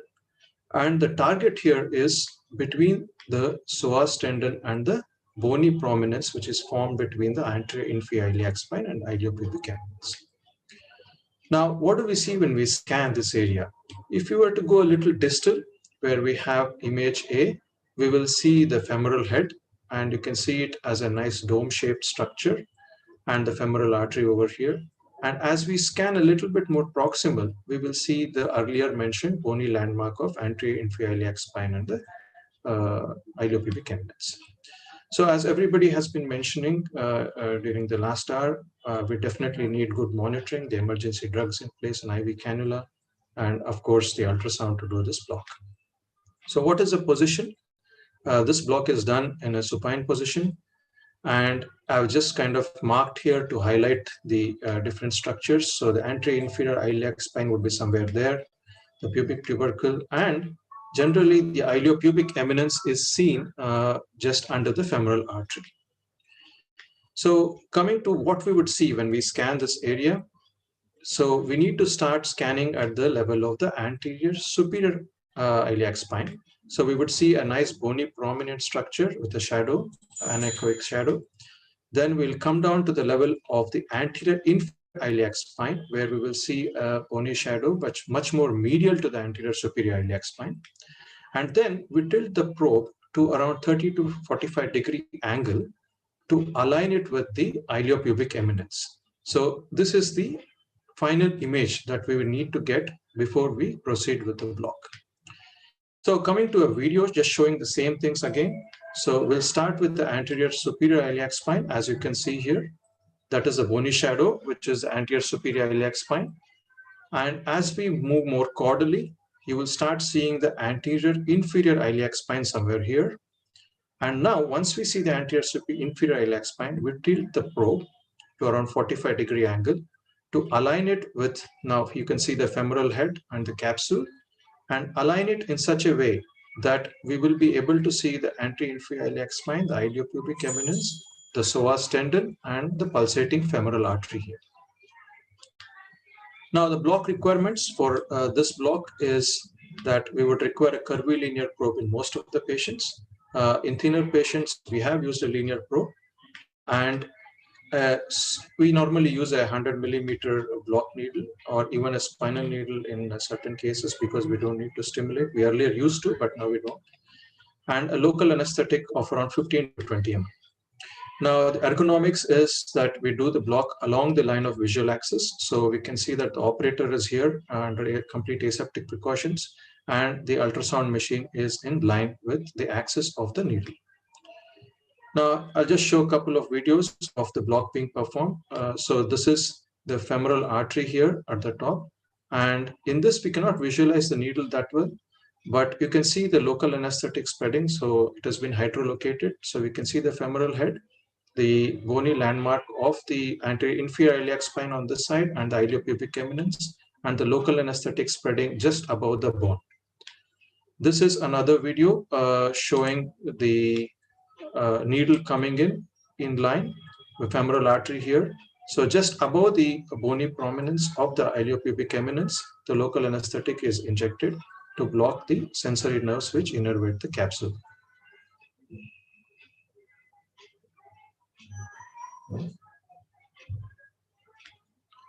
Now, what happens to the drug? Now, this is on cadaveric study which was performed where they've shown that the 20 ml of drug spreads a little bit higher than 10 ml. So the recommended dosage would be around 15 to 20 ml in most of the patients. And the drug spread, as you know, in this schematic shows that it spreads in both the directions, upward and downward, and blocking the sensory branches of the femoral nerve, the accessory obturator nerve, and the articular branches which come from the obturator nerve from below. Now, this is the most recent paper and a review looking at the PENG block and what does it show? And they basically looked at hip surgery and hip fracture here, and the review tells us that it is a good promising regional anesthesia technique, especially for hip surgery and hip fractures. And they looked at around 30 papers, but most of them are case series and case reports. So there is no RCT or any kind of structured study yet on PENG block. So there is definitely a level of bias when it comes to the results. And it has been also used in the emergency department. There are a few papers coming out with emergency physicians using the PENG block. And also, surprisingly, even the cardiac anesthetists are using it for surgical anesthesia for vein ligation and stripping, which might be a little far.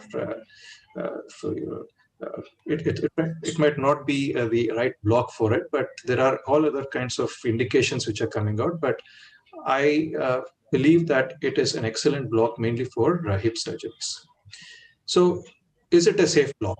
Now, coming to the differences in anatomy, there are a few questions which have been raised on the variations in the male and the female pelvis and the angulations that are required for doing the block. And we have to be extremely careful doing it in the pediatric age group because the bones are not yet formed and therefore the structures might not be where they're supposed to be. So this is something which we need to keep in mind. The other word of caution, which has been mentioned in some of the case reports and letters to editors, is that the bladder and the ureter are in close proximity. The ureter probably is not that much because it enters the bladder posteriorly, but a full bladder in a patient who is undergoing this block and not seeing the needle tip can lead to bladder injuries. The other word of caution is while going through, we need to make sure that we have visualized the femoral nerve and we don't pierce the femoral nerve and cause inadvertent neural damage to the femoral nerve. So when we started doing this block way back in 2019, I got introduced to this block by Dr. Amjad's talk in AORA 2019 and came back home and started doing it. The first 10 patients that we did, we had wonderful results, as you can see. We did it actually as an on-arrival block. The patients would get the block immediately on admission to the hospital. And you can see that the VAS scores were close to 9 or 8 in most of the patients. And 20 minutes after injecting around 15 to 20 ml of 0.5% levobupivacaine, you can see that most of them had a drop of close to 7 or 8 in their VAS scores, which is very significant and probably one of the best drop in pain that you can see in any kind of intervention for hip fracture analgesia. And we also followed them up to 12 hours and 24 hours, but I can tell you that the analgesia lasted for more than 12 hours in most of the patients, and positioning them for a spinal the next day was actually a dream. So they did not have any pain. So we did this initial audit of 10 patients, presented to our orthopedic team, and now it becomes a routine practice that all patients who come in with hip fracture are given the PENG block on arrival. And this has become a routine with regards to our practice in Apollo. So coming to the summary, it's definitely a new promising block. And mainly, I would say for hip fractures and less for everything else. And I've highlighted pre-op here because it makes the entire stay of the patient completely a different ballgame, because they're comfortable from the time you give the block and they get positioned for X-ray and everything very comfortably. Post-op analgesia, again, it plays a key role if the block is given quite close to the time of the surgery. But we need to see more studies on safety and efficacy, especially kind of control trials coming out, which will give us more data. And I would leave you with the last slide telling that all of us are getting old. And in the next 20, 30 years, as you can see this slide, we'll see an aging population with more hip fractures coming into our ORs. And probably this block will be a game changer. Thank you.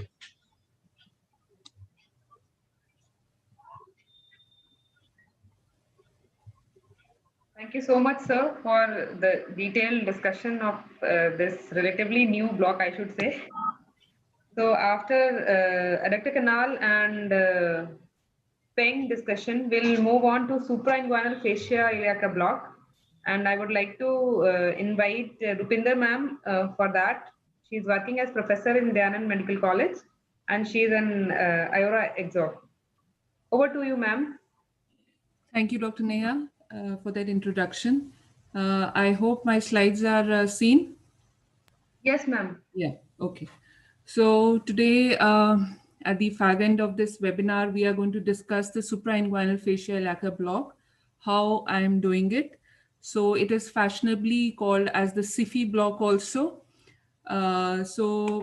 Basically, Dr. Murli has little bit made my work a little easier by talking about the anatomy of the hip joint as such per se. So basically, this block has got its implication in both pre and post-operative, especially in geriatric group of populations, fractures with hip and proximal femur, and definitely in patients with total hip arthroplasty. Various studies have shown that this suprainguinal fascia iliaca block provides a very high quality analgesia, not anesthesia, but it provides good high quality analgesia. And this analgesia is very important in geriatric group of populations because post-operative delirium is a very common phenomenon in them. So it decreases the incidence of post-operative delirium. And of course, the systemic administration of opioids and fewer side effects. If you're giving an epidural, there'll be definitely less amount of side effects than with epidural anesthesia. So just the basic about the anatomy, what we are trying to, why do we want to do this suprainguinal fascia iliaca block? The basic aim of doing the suprainguinal fascia iliaca block is to block these three important nerves, that is the femoral nerve, the obturator nerve, and of course the lateral femoral cutaneous nerve at the point of origin from their lumbar plexus. So as you can see that this is the anterior superior iliac spine and this is the pubic tubercle, this is the inguinal ligament, and these are the nerves which are coming from the lumbar plexus. So our aim is basically to insuate our needle from below the inguinal ligament. However, the tip of the needle will be above the inguinal ligament and the drug deposition is going to be into the bowl of the pelvis so as to give a volume block over here and to catch mainly the femoral and of course the obturator, which was left behind by the infrainguinal fascia iliaca approach, and of course the lateral femoral cutaneous nerve also. So basically, who was the guy who basically came up describing the suprainguinal fascia iliaca block was Hebard. He, in his landmark paper in Anesthesia in 2011, he it was basically a 1 year kind of a study he did in 150 patients. And then he collaborated these findings on cadavers. And he found that this technique was very, very, very efficacious. And he found when he did the cadaveric dissection, he found that the dye was had stained the lateral femoral cutaneous nerve, the femoral nerve, and even the ilioinguinal nerve. In his study, he, however, mentioned that obturator nerve was not targeted. So there are various modifications and various ways by which you can do the suprainguinal fascia iliaca block. And how I am practicing it is by a technique which is known as the hourglass appearance technique. I am basically doing the ultrasound guided approach. So the hourglass pattern recognition, it simplifies the fascia iliaca compartment block And as with all the blocks, the ergonomics is very, very important. The recognition of the hourglass. Now, what is this hourglass? I'm going to talk about it. The needle insertion point and the satisfactory local anesthetic deposition is very important. So this is just a kind of a description of the ergonomics of the block. And you have to start scanning from you basically, usually in a thin individual and even in an obese patient, you take a high frequency linear probe and you start imaging from the anterior superior iliac spine. The probe is kept in the parasagittal plane and you start seeing this structure. The ASIS is seen as a hyperechoic structure.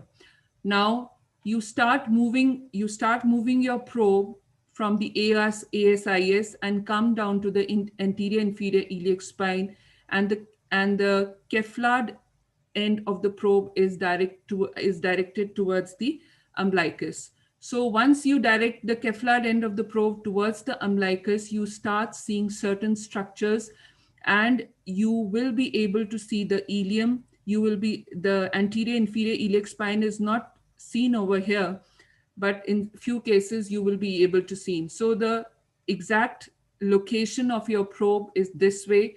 From ASIS, you go medial and you come above the inguinal ligament, and the direction of your probe should be towards the umbilicus. And this is the picture actually which you're going to see, which is a kind of a hourglass. If you can appreciate over here, there is a muscle over here which is tapering down, and there is a muscle over here. So what are these muscles? You can see a bony prominence over here. So this is the ilium. This is a big iliacus muscle over here. And if this is my Kevlar end, this is the internal oblique, and the caudal end is the sartorius muscle. So this is actually the picture which you're going to see, the hourglass appearance, which makes your giving of this block very, very easy. Another marker, another important structure which you're going to see when you're doing this scanning is the deep circumflex iliac artery, which is seen superficial to the fascia iliaca. And this becomes a very important landmark. I'll tell you how it becomes a very important landmark. So this is a small video. So you can see over here, the deep circumflex iliac artery, you can see the muscle over here. So coming on to the procedure. So this is the final procedure, the final position of the probe which you have. The needle which we use is a 100 millimeter sonoplex needle which we use, and the needle direction is in plane. So the basic aim is you have to pierce the skin subcutaneous tissue, you have to pierce the sartorius muscle and pierce the fascia iliaca and deposit the drug in the plane in between, just below the fascia iliaca as such per se. So as you can see, the needle is coming from the caudal end, and I can see the tip of my needle is over here, but it has, now this is my fascia iliaca, but the needle tip has overshot it. So usually, because the fascia iliaca, because of its tensile strength, the needle usually overshoots this fascia iliaca. So you have to withdraw the needle, might be 1 to 2 millimeters away, and then you have to deposit your drug. So this is the final picture. Once again, as we can see, you can see the hourglass appearance over here. You can see the internal oblique, the sartorius, the fascia iliaca, the deep circumflex iliac artery, and the iliacus muscle. So this is a small video. So as you can see over here, this is the caudal end and this is the Kevlar end. So you can see the needle is going to come from this side, from the marker side. This is pointed towards the caudal end. So the needle is coming and I'm going to pierce this bright hyperechoic structure over here. And there is a sudden pop, and then I'm going to inject. So I can do some hydrodissection at this point by 1 to 2 ml of local anesthetic, so that I know that my plane is correct. And if my plane is correct, then the iliacus muscle is going to become depressed or go down. So very important is to have a proper plane wherever you are injecting your drug. So now the question arises that how much volume you have to be given. Volume can be anything between some studies say 30 ml, some says 40 ml, some people have been using 20 ml also. We have a study going on over here in which we have divided the patients into 3 groups, and we are giving volumes of 20, 30 and 40 ml, and we are still in the process of seeing the results. Coming on to the complications of this block, if you go too close to any of the vessels, it can cause some intravascular injection. Local anesthetic toxicity, you have to determine the milligram per kg body weight dose. And since this is an analgesic block and not an anesthetic block, you can go down on the concentration of the drug and be in the safe limits of the dosage. Intramuscular injections are very, very common, so you have to be very careful. And of course, if you go too deep, you can go and puncture the peritoneum and go into the intra-abdominal organs as such per se.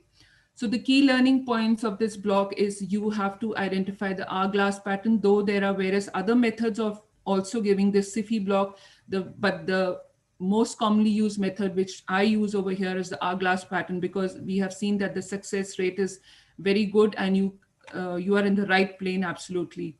And sometimes it may be difficult to advance the needle into the suprainguinal local anesthetic pocket, as I told you, because of the fascia iliaca's shallow depth, the tensile strength, and the initial flat needle approach. So sliding the probe Kevlar prior to the needle entry such that the needle pierces the skin closer to the inguinal ligament may lead to a better angle of advancement. And the deep circumflex iliac artery is seen just posterior to the internal oblique, and it is a helpful marker for the local anesthetic spread. And the pocket of your local anesthetic should be below the vessel. And of course, it should be definitely above the iliacus, and the spread should be Kevlar. And sometimes it so happens that the interior border of the iliacus may appear very ill-defined compared to the hyperechoic fascia iliaca above it. So you have to ensure that the local anesthetic spreads along its interior edge so as to move the local anesthetic more Kevlar as to avoid intramuscular injection. So this was all about fascia iliaca, suprainguinal fascia iliaca block. Thank you very much. Thank you so much, ma'am. Hello, Neha. Yes, sir. Their first session, some questions which are. Yes, you can take those questions. Yeah, Somita madam will ask those questions. After that, we'll move to the second session question answers, which you will. Okay. Somita ma'am. Yeah, sure. Ma'am, Yeah. kindly Rupinda ma'am, kindly stop your screens here. Yeah.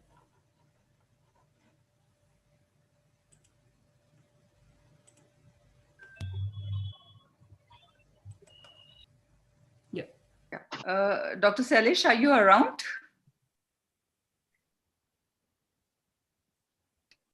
Oh, yeah, I'm on. Yeah, Dr. Salish, there are a couple of questions for you. Yeah. The number one question is, distance between the transverse process and the lumbar plexus is exactly 2 centimeters, irrespective of the BMI and the gender. So we can use this distance during both ultrasound guided and PNS. So they want to know your views regarding this. Is it right or not? Exactly. You should never go more than 2 centimeters, because there have been multiple studies where they have found out that actually the average is 18 millimeters actual distance, no matter how fat the patient is. The actual distance between the transverse process and the posterior part of the lumbar plexus is never more than 2 centimeters. So if you go beyond that, you can either damage the kidneys. Kidneys are very close, or you can go intravascular, even IVC or even aorta. So you can go intraperitoneal if you go beyond that. So in other words, if you're going beyond 2 centimeters, that means you need to revise your landmarks. Exactly. Yeah. So what I used to do, when we didn't have an ultrasound machine, only with a nerve stimulator. And even I think NCBI has done a lot of studies where instead of using a 22 gauge Stimuplex needle, they use a 25 gauge spinal needle, which is very thin, which is there are less chances of damaging the structures.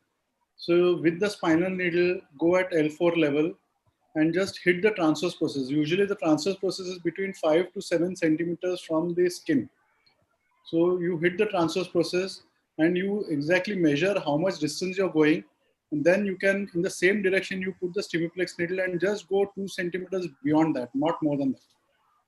Then you're safe. Sure. They try with a 25 number spinal needle. We used to do that earlier. Yes. Yeah, the next question, Dr. Sailesh, is the drug doses for lumbosacral plexus block as a sole anesthesia for lower limb surgery. See, lumbar plexus block, first of all, cannot be given as a sole anesthesia for lower limb surgery. You have to give a sacral plexus block also. Yes. But lumbar plexus block can be given for post-op pain relief after hip surgeries and all. And if you want to give a dual block, any hip surgery can be done, even any lower limb surgery can be done if you give a dual block. And what I do is, for post-op pain relief, I use 0.2% dropivacaine. But for actual surgical anesthesia, if I want to give lumbar plexus as well as the sacral plexus block, what I do is I use for the lumbar plexus maximum 30 ml. I don't go beyond that. And out of that 30 ml, if I want the block to last longer, I use 20 ml of 0.5% bupivacaine and 10 ml of xylocaine with adrenaline, 2% xylocaine with adrenaline. And I use additive as Decadron, 4 milligram. And if the patient is not on beta blockers, if the surgery is going to last longer, then I use Clonion, half ml, not more than that. If the patient is not on beta blockers, there is no bradycardia or anything. But if I want to give a dual block, then I calculate the dose according to the weight of the patient. And then give, I add saline also and dilute it a little bit and then give dual block in the same position, lumbar plexus as well as the sacral plexus. But I don't go beyond 30 ml because if you go, and even the pressure while injecting is most important. If you have a pressure monitor, injection pressure monitor, then you should never go beyond 15 ml. If you go at 20 psi, if you go beyond 20 psi, definitely it goes medially and then it can become epidural or total spinal. And it can block the contralateral sensory as well as the motor. And then hypotension occurs and then the whole purpose is lost. Yeah, that's a very valid point, Dr. Sailesh. The person actually who's injecting the drug when you are doing the block is the most important person. And that's why, yeah, that's why we get hold of a very experienced guy who keeps giving the drug to inject the drug for you. Because most of us, we don't have a injector monitor. Okay. So another question by Dr. Valmik is, what all surgeries can be done under pure lumbosacral plexus block? Any lower limb surgeries can be done under lumbar plexus, sacral plexus blocks. Only thing is sometimes for hip surgeries, hip replacements, if the incision is little higher than the region of the iliac crest, that region is usually spared. You know, so then you have to give local infiltration along the iliac crest for the subcostal nerves. But otherwise, with lumbar plexus and sacral plexus, you can do any surgery of the lower limb. Sure. There were a couple of questions for Dr. Surajit, but he's not available. I'll just read the questions that he has sent some response on WhatsApp. The first question was by Dr. Ruchi. She wanted to know if we are doing a femoral shaft fracture under femoral nerve block with spinal anesthesia in children, does it create problem when spinal effects wear off after 60 minutes? So Dr. Surajit had actually sent a reply that when the spinal anesthesia wears off in the children, the pain, it will be pain which will require sedation and which can cause an airway compromise. So as we are routinely, he's not a pediatric anesthetist, he's practicing FNB in all ages. And by giving the femoral nerve block and the subarachnoid block, they are extending the analgesia without heavy sedation or requiring airway manipulation. Another question which was asked by Dr. Prashant was, for tension band wiring in patella. He wanted to ask Dr. Surajit if his surgeons were using tourniquet and not. But he's one of the lucky person in which the surgeons don't use a tourniquet for a tension band wiring, and that's why they can get away with infiltration as well as a femoral nerve block. So that was all about the first session. I think Dr. Neha, you can go ahead with the questions regarding the second session. Okay, ma'am. Ram sir is there with us. Hi, I'm there. Yes, sir. So, Dr. Harshal has asked a question regarding the adductor canal block. Like, are you routinely using a low frequency probe for adductor canal block? Yeah. We can divide it into two things. When I'm putting a catheter, if the structures are not seen in a low frequency and you have to, if you have to use a higher frequency probe, that means the threading the catheters can be difficult. The patient will be very obese and the depth can be anywhere between 6-7 centimeters, and threading in a catheter can be difficult. So, we need to assess the patient, and definitely single shot blocks can be given with a low frequency. But when we give a single shot block, it is when we want to have a femoral also. Most of the times, if it's a debridement of the foot or below-knee amputation or something, or even sometimes above-knee amputation and everything. So then you can use a low frequency as well in the higher ups. So, that's what the rationale is. We have found a lot of difficulty in putting a catheter with when the adductor canal is very low. In my presentation, if you see, I clearly mentioned we should be cautious about the obese patients. It's very difficult to thread in, and failure rates are quite high. We'll just see the fat and nothing else. So that's my rationale behind it. Of course, I didn't discuss in detail which probe and how much is the depth and all because of the shortage of time. This comes under a general basics about how to select a probe. The question which I had is there any particular reason? Sorry, Dr. Neha, is that okay if I? Yeah. Carry on. Any particular reason why you thread the catheter? That threading a catheter, we practiced it for the reason that if you see the depth of most of the patients, it will be about 2.5-3 centimeters. And if you do it in plane, this problem we had it with our even the femoral catheters also. And what happens is even theoretically also there have been studies where they have said it has to be threaded about 1 centimeter or 2 beyond the artery, so that it totally circumferentially bathe the artery around that nerves and also the saphenous nerve on this side. That's one thing. Next thing is it will be too shallow a depth. So we should have a trade-off, and we see, and the end point is not how much of length is there. It should be a trade-off between the how much length is inserted and also the spread along the artery or the nerve. So, and when I was referring about this, there's a reference for this where they say about 1 centimeter or 2 beyond the artery or beyond the nerve. So if you see that, that was one of the very, very standard block which I showed, which I projected, but it won't be so picturesque always, but it is going beyond. We use an epidural catheter, not the single this thing catheter. So the one orifice will be on this side, one on that side. So it totally engulfs the artery along with the nerve. Yeah, that's the main idea, nothing else. And as I was telling you, the length of the catheter, it will be about 5 or 6 centimeters. Definitely it will be leaking, and it has to be, if you don't fix it properly, don't tunnel it properly. And I didn't go into the details of how we do it, but tunnel it properly, then there can be chances of dislodgement of the catheter if it's not fixed, and also there can be a leak. So what we do is we take a purse string like suture along that with a sleeve of the skin, so that it just prevents that from happening. So Ram. Yep. Dr. Tesha. Yes. So basically, what are the surgeries where you give only adductor canal blocks?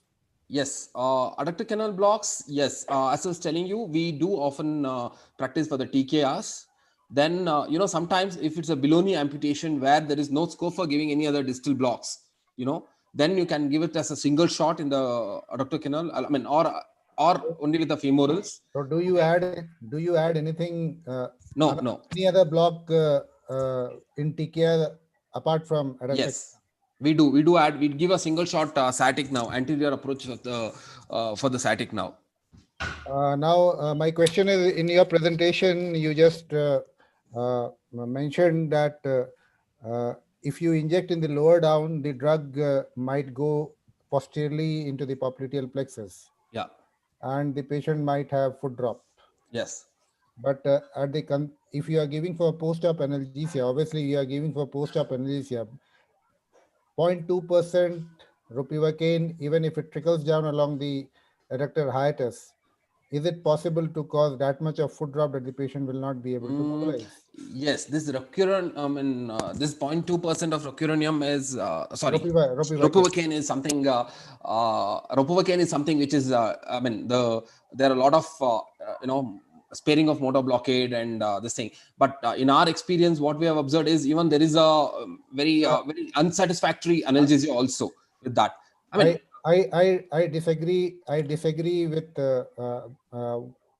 I'm sorry for that. I disagree. No problem. No, we less often use that because the technique which I practice is which I have published and which I am using in my TKR patients. It's a modified 4-in-1 block. And regarding the nerve to vastus medialis, it's never consistent in the adductor canal. In maximum patient, you will find the nerve to vastus medialis out of the adductor canal. So we are blocking the nerve to vastus medialis separately, and at the lower end, we deposit perivascular the drug, and that to only 20 ml. And after 4 hours, I make my patient mobile. Yes, Ritesh, I totally agree with your study. I went through your study, but but if you see the reference which I put it on there in a cadaver study, and there are a lot of other papers which says that vastus medialis, after giving it muscular branches, they form a plexus between the saphenous nerve posterior to the femoral artery in front of the femoral or that lower end of the femur. So this plexus will supply the anteromedial surface of the thigh. So definitely in that particular, in that particular study and other corroborative evidences also in the cadaver dissections, and there is one more study by Tobbs where they have even dissected how it spreads. This I didn't go into the details because that vasoadductor membrane which is present, that's a tough membrane which is formed. It will have fenestrations in the posterior side. So what they say is the plexus between the vastus medialis and the saphenous nerve is the one which helps us in analgesia. So it depends on our as far as our institute is concerned, we are uniformly using 0.1% bupivacaine. Coming to your question of whether your ropivacaine, whether it can be helpful, it can be helpful. We are using 0.1% bupivacaine for a lot of reasons. We put quite a few catheters, and to keep it as a uniform drug in the postoperative period for the nurses to manage, we use only bupivacaine. Next thing, in evidence to whatever you are telling also, if you see, I was telling you about the length of the adductor canal. In one of the studies, what they have done is they have said that the length of the adductor canal is about 7.6 in the pupils or the cadavers what they studied in. So it will take up a volume. If I say about 5 to 8 ml per hour, we are not giving boluses. 5 to 8 ml per hour in the adductor canal in the proper place, that is in the mid adductor canal, it will prevent all these other unexpected or unusual complications. Of course, you may ask me, why are you giving sciatic nerve block, anterior sciatic nerve block, single shot? That is to tide over the acute pain, immediate postoperative pain. Most of our patients will be elderly, and we just give this pain, and we have been practicing it from the last 11 to 12 years now. Fortunately, we don't have a foot drop or this thing which has stayed for long. But when we have discussed with other people, like Dr. TVS and all, they had a few cases which troubled them. So it is not free from any complications. It is there. We have to keep a chance, and that's where we have a very streamlined post-operative rounds, and where we look upon all these things. Can I just put in a word there? Sure. Just in respect to the catheter, that 1 to 2 centimeter past, the neural structure or past whatever, is a very arbitrary figure that has been in our journals for a very long time. Now, when you do an adductor canal block and you're looking for that pure saphenous kind of block, maybe a bit of the nerve to vastus medialis, the key component here is to use low volumes. You cannot expect those characteristics that you expect from an adductor canal block to stay with giving 20 mils of local anesthetic. It's going to spread all over the place. The same holds good when you try to place a catheter and you want those acute properties of a good adductor canal block. The catheter needs to be laid in very dry, and it also needs to be placed much, much closer to the neural structures than this 1 to 2 centimeters. The moment you start putting a cath 1 to 2 centimeters past the neural structure, you're going to get a catheter that actually demands a lot more volume, or a catheter that requires frequent bolusing. So I think we should, in this day and age, stay away from arbitrary figures like that and look to position the catheter with visual accuracy very close to the neural structures. I just add on, Amjad, here. See, that's what I was telling. When you see we need to see the spread, basically. It is not the length of the catheters. It can be even more shallower. So it depends on the spread and appropriate spread. And we can keep on threading the catheter. It goes in. But, appropriate spread, which is just sufficient enough to cover that area. That's what there have been a lot of values like 1 centimeter, 2 centimeters. They're all arbitrary. I agree with him. So what happens when you start injecting through a catheter that is about 2 centimeters, and 2 centimeters is huge distances in terms of ultrasound. When you start injecting with a cath that is far away, you wait for that fill to actually trickle back. And by the time it's done that, you've injected a whole lot of whatever volume, whether it's saline or local, and you actually get a false sense of a fill. And once this sort of reservoir of local anesthetic depletes, you will get a catheter that is demanding 7 or 8 or 9 mils of local anesthetic or requiring bolusing in the post-op. The idea is to keep that adductor canal very dry with very low volumes, and then you have that kind of complete sensory sort of block with the quadriceps intact. So again, like I said, I would place this block very dry, very accurately to get the characteristics going. So in addition to that, that's 5 to 7 ml. If you give a small bolus and allow it to cover the space and add on with a very minimal dose. What we do is we'll start around 5 ml so that we can have another 2 ml on either side. So I think that is more convincing. Can I just ask? Yeah. The question is open to everybody actually. As per the anatomy in the adductor canal, the canal has the nerve to vastus medialis as well as the saphenous nerve. Is it necessary to stimulate the nerve to vastus medialis when you're doing a proper adductor canal block? Because I think if you put enough volume, that is going to catch both the nerves. Am I correct in understanding that? I will answer this question. Yeah. Basically, if you are the nerve to vastus medialis usually takes off. If it takes off, it just at the start of adductor canal, just before the start of adductor canal, in patients, some patient whom the vastus medialis is not part of the adductor canal, it takes out, goes out. It is never part of the adductor canal, so it goes just at the start of the adductor canal. So if the volume where I inject, what we saw, the spread of the drug is only till the start of adductor canal. It doesn't go to the femoral area also. That is one advantage of the block which I am practicing. So to catch hold of the nerve distal, and I stimulate the distal end of the nerve to vastus medialis, which becomes a medial retinacular nerve and which supplies the enteromedial part of the medial retinaculum and everything. So to be very specific, so that I get a good analgesia of that medial aspect, I stimulate the nerve to vastus medialis and give around 5 centimeter, and the rest drug is deposited perivascular. So the drug spread doesn't go so much high up that it is going to catch the nerve to vastus medialis in the femoral area. That is the whole concept. Murli sir, are you there?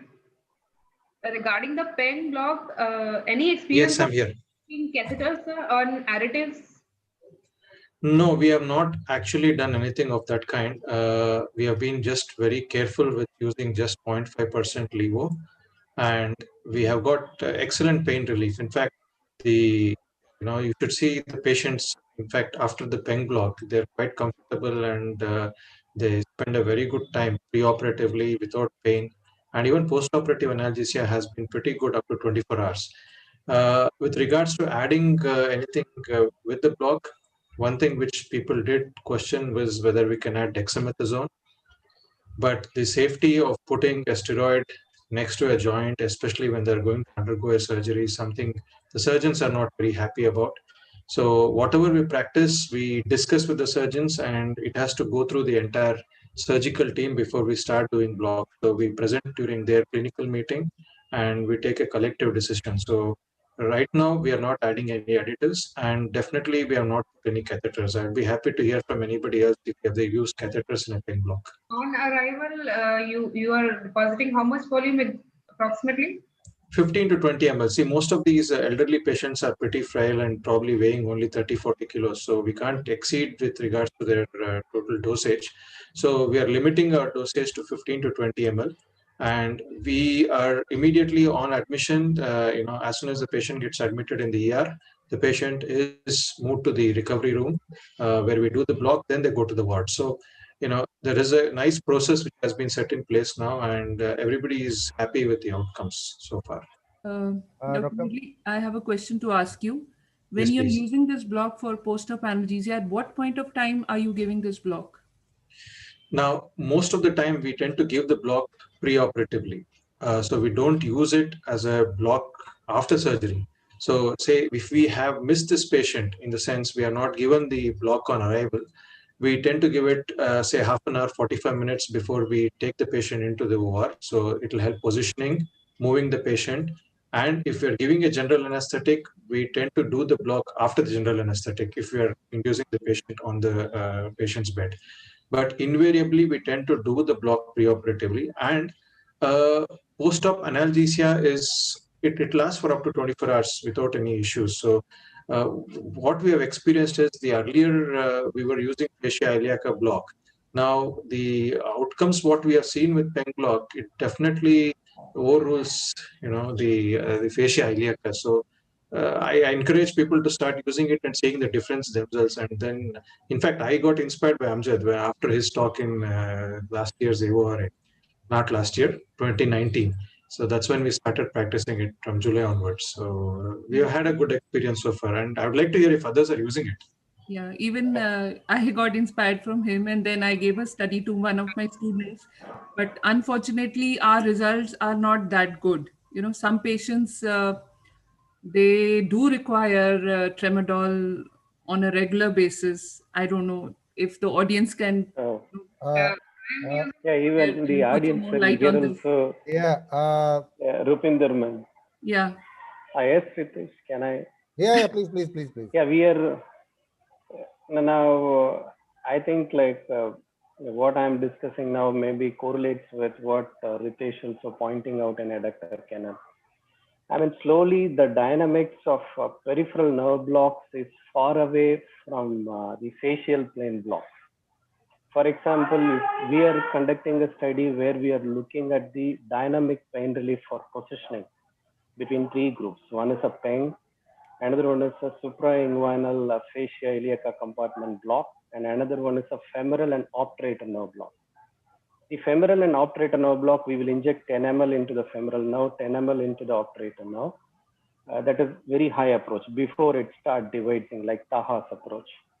The patient, you can make the patient sit in 10 minutes, average. PENG block will take about 30 minutes, and the quality of analgesia is 10% of your peripheral nerve block. The fascia iliaca compartment block is in between the two. So this we have done only about 20 patients, but this femoral and obturator nerve block I am doing for about 4 or 5 years. So because we cannot wait for 30 minutes before spinal furrow positioning. So doing a peripheral nerve block is far, far away. So as well as in the adductor canal, you will simply miss the nerve to vastus medialis if you don't see it and then inject it. And if you give a specific local anesthetic around the nerve to vastus medialis, the quality of analgesia is definitely different. after I discussed with Ritesh, and every single patient I try to see the nerve to vastus mediator, it is at least in 9 out of 10 patients, it is off the saphenous nerve. So I think as a regional anesthesiologist, yes, the facial plane blocks and compartment blocks we can do whenever we are not able to see the nerves clearly, but we should be moving consistently towards the nerves than getting satisfied with the facial compartment. I mean, that's my humble. I mean, if I look at the bigger picture, it may be different, but pen block doesn't provide intense analgesia for positioning less than 20 minutes. Definitely not. Or the quality is very big difference.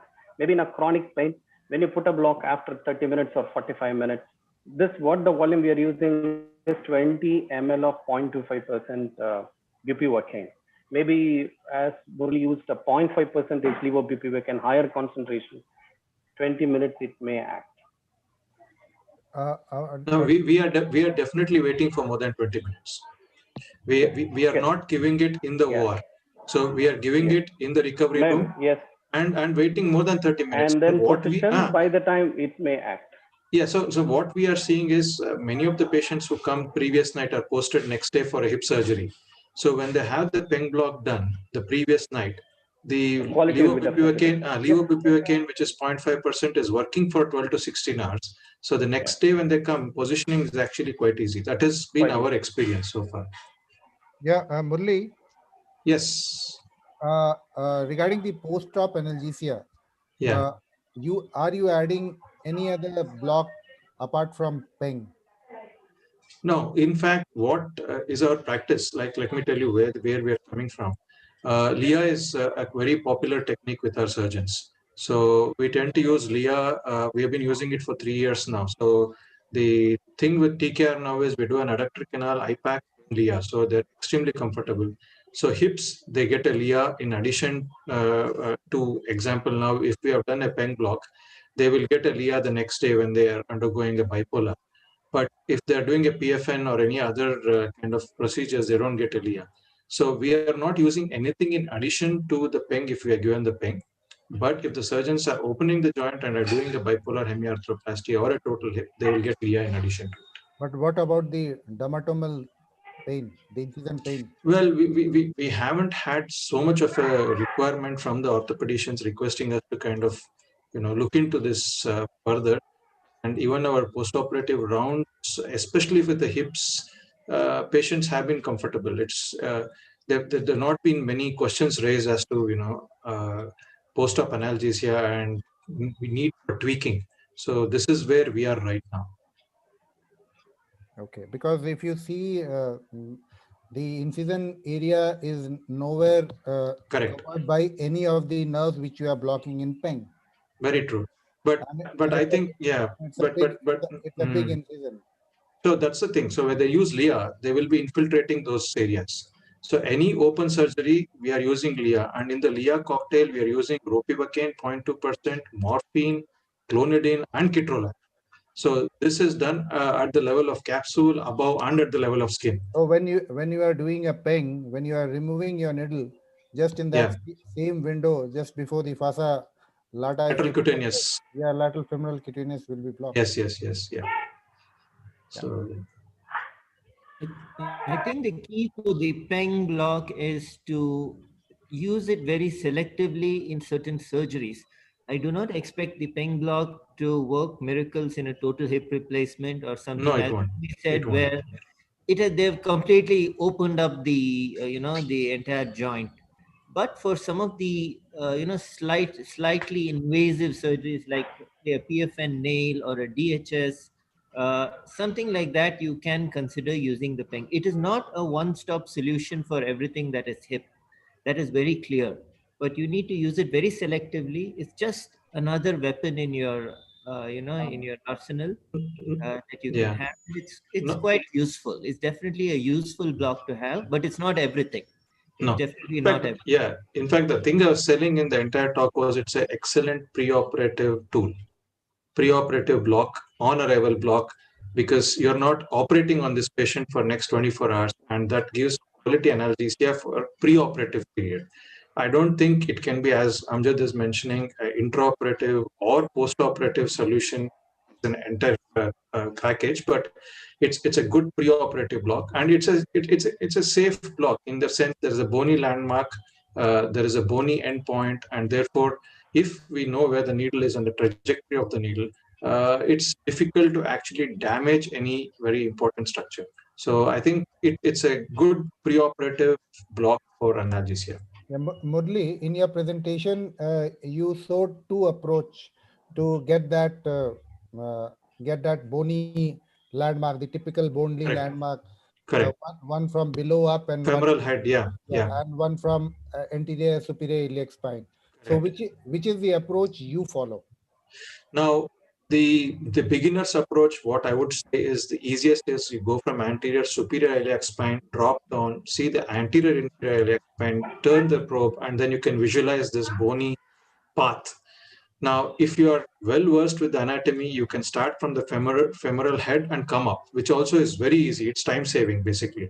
So for people who have done chronic pain or who are assisting surgeons for hip aspiration or hip injections, if you can identify the capsule, it's extremely easy. You can just move above the capsule and you'll see the acetabulum and the idiopubic eminence. So both the approaches are acceptable, but the main thing is you should know that you should not be above that idiopubic eminence or the pubic ramus, because then you'll be in the pelvis. So I think people need to, if they go down, it is safer. So if you are actually lower down, you'll be much safer than going higher up. So whenever I'm teaching the registrars, I tell them that it would be safer if you are actually a little bit caudad rather than Kevlar, because then you are probably close to hitting the bladder or any other pelvic structure. Yeah. And even if you miss that typical bony landmark, you can deposit on the femoral head and it becomes a iliopsoas plain block. Yes. Can I ask one question? Yes, sir, please. Yes, sir. I don't know. I have heard, I don't know whether it is true, that as you said, local infiltration, intra-articular, use ketorolac. But there are some surgeons who say that ketorolac causes damage to the capsules and then the joint becomes loose, the implant. So has anybody heard about it? I have no idea. So there are some. So the local infiltration, what we practice is not into the, now example, I mean a TKR, you're basically removing all the cartilage. And what they're injecting is basically into the ligaments and other structures surrounding it. So there are specific points which they inject into. So they're nowhere close to the bone or the cartilage structures. 30% has to be injected in the posterior capsule, which is the most painful part for TKR. So what we are doing is we are avoiding the posterior capsule injection. The reason being injury to the popliteal artery. So the surgeons are not happy injecting the posterior capsule because inadvertently you can inject. So that is why we are substituting it with IPAC. So we do the IPAC and they do the injection of LIA and they avoid the posterior capsule completely. So they do the anterior and the medial and lateral. So it covers the entirety. Hello. Neha, you're there? Yes, I'm very much. Yeah, there's a question in the chat box for Murli. Okay.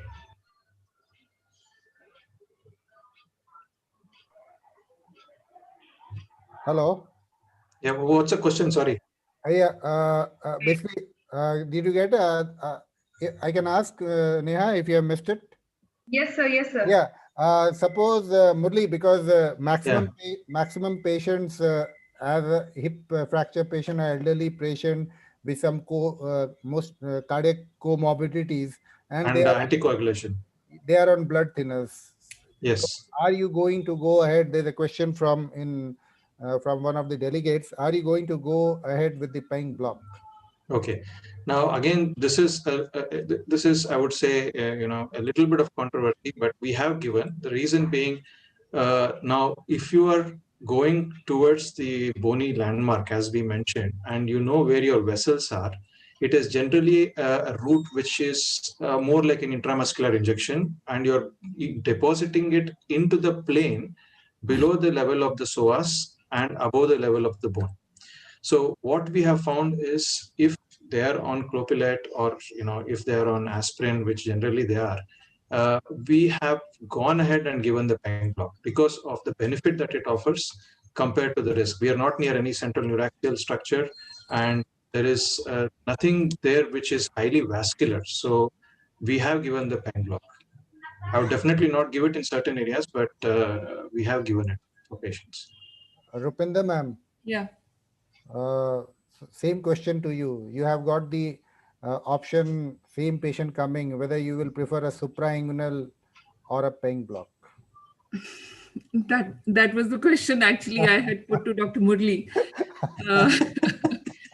See, in our practice, what I have seen between suprainguinal and PENG, actually the results with PENG are not good at all.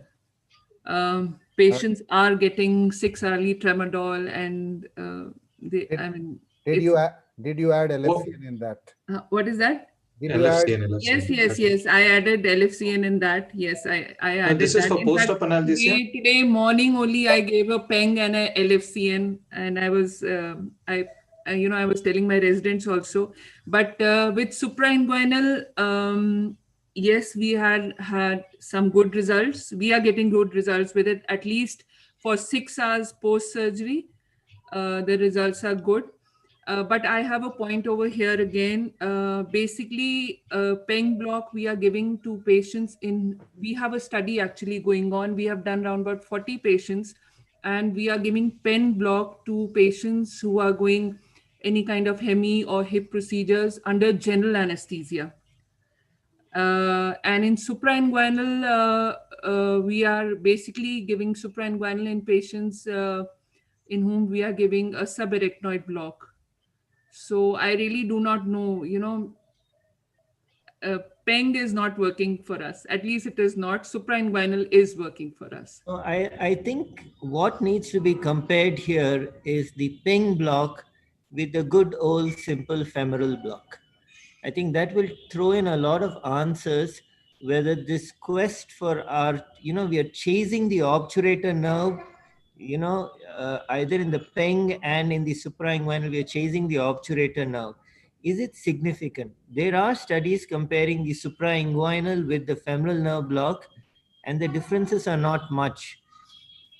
So I think a comparison between the plain good old femoral given a bit higher up and the PENG are warranted right now. And that will throw a lot of light into this, because with the suprainguinal, we are adding so much more local anesthetic just to trap the obturator nerve, which is not 100% modality. We are, I think the best number. I have another point here. When you give a PENG block, it is basically a deeper block than what you are giving a femoral nerve block. So putting in needles so deep inside in a conscious and awake patient is, I feel, slightly difficult. It's not very deep. It's not very deep. It's just below the ileus first. It is quite accessible. Dr. Ritesh, I think it's Arnab's question time at 9 o'clock. It's starting now. So I think you can take over as Arnab now. Ritesh, can I just add on one thing? Yeah, please. Nation wants to know whether PENG block or suprain. We have been practicing femoral nerve block along the long axis of the nerve. Means like we thread in the femoral catheter along the long axis of the nerve. I think Murli and we had a discussion, and we are it's an ongoing study-like thing, and we do it in the preoperative phase, as block on arrival thing, and with this we continue it in the postoperative period also. They've been having an excellent result in positioning, and the patients who are on anticoagulation and all sick patients we are doing. I mean, even if the patient gets a GA, then we'll continue it in the postoperative period. So with this, we have got a wonderful result, and we'll continue in the postoperative. I think, yeah. Final.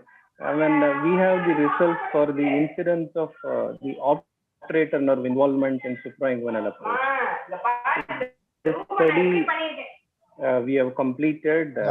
The incidence when we inject 20 ml of local anesthetic, 0.25% bupivacaine. Suprainguinal means we are not going through the traditional approach. We will scan the iliacus muscle as high as possible till we see the bowel.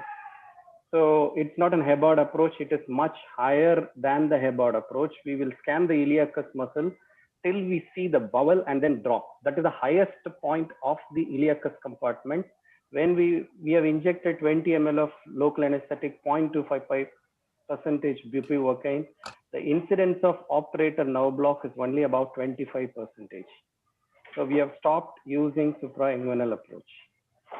The incidence of operator nerve block, how we have tested is it is not having any consistent cutaneous innervation.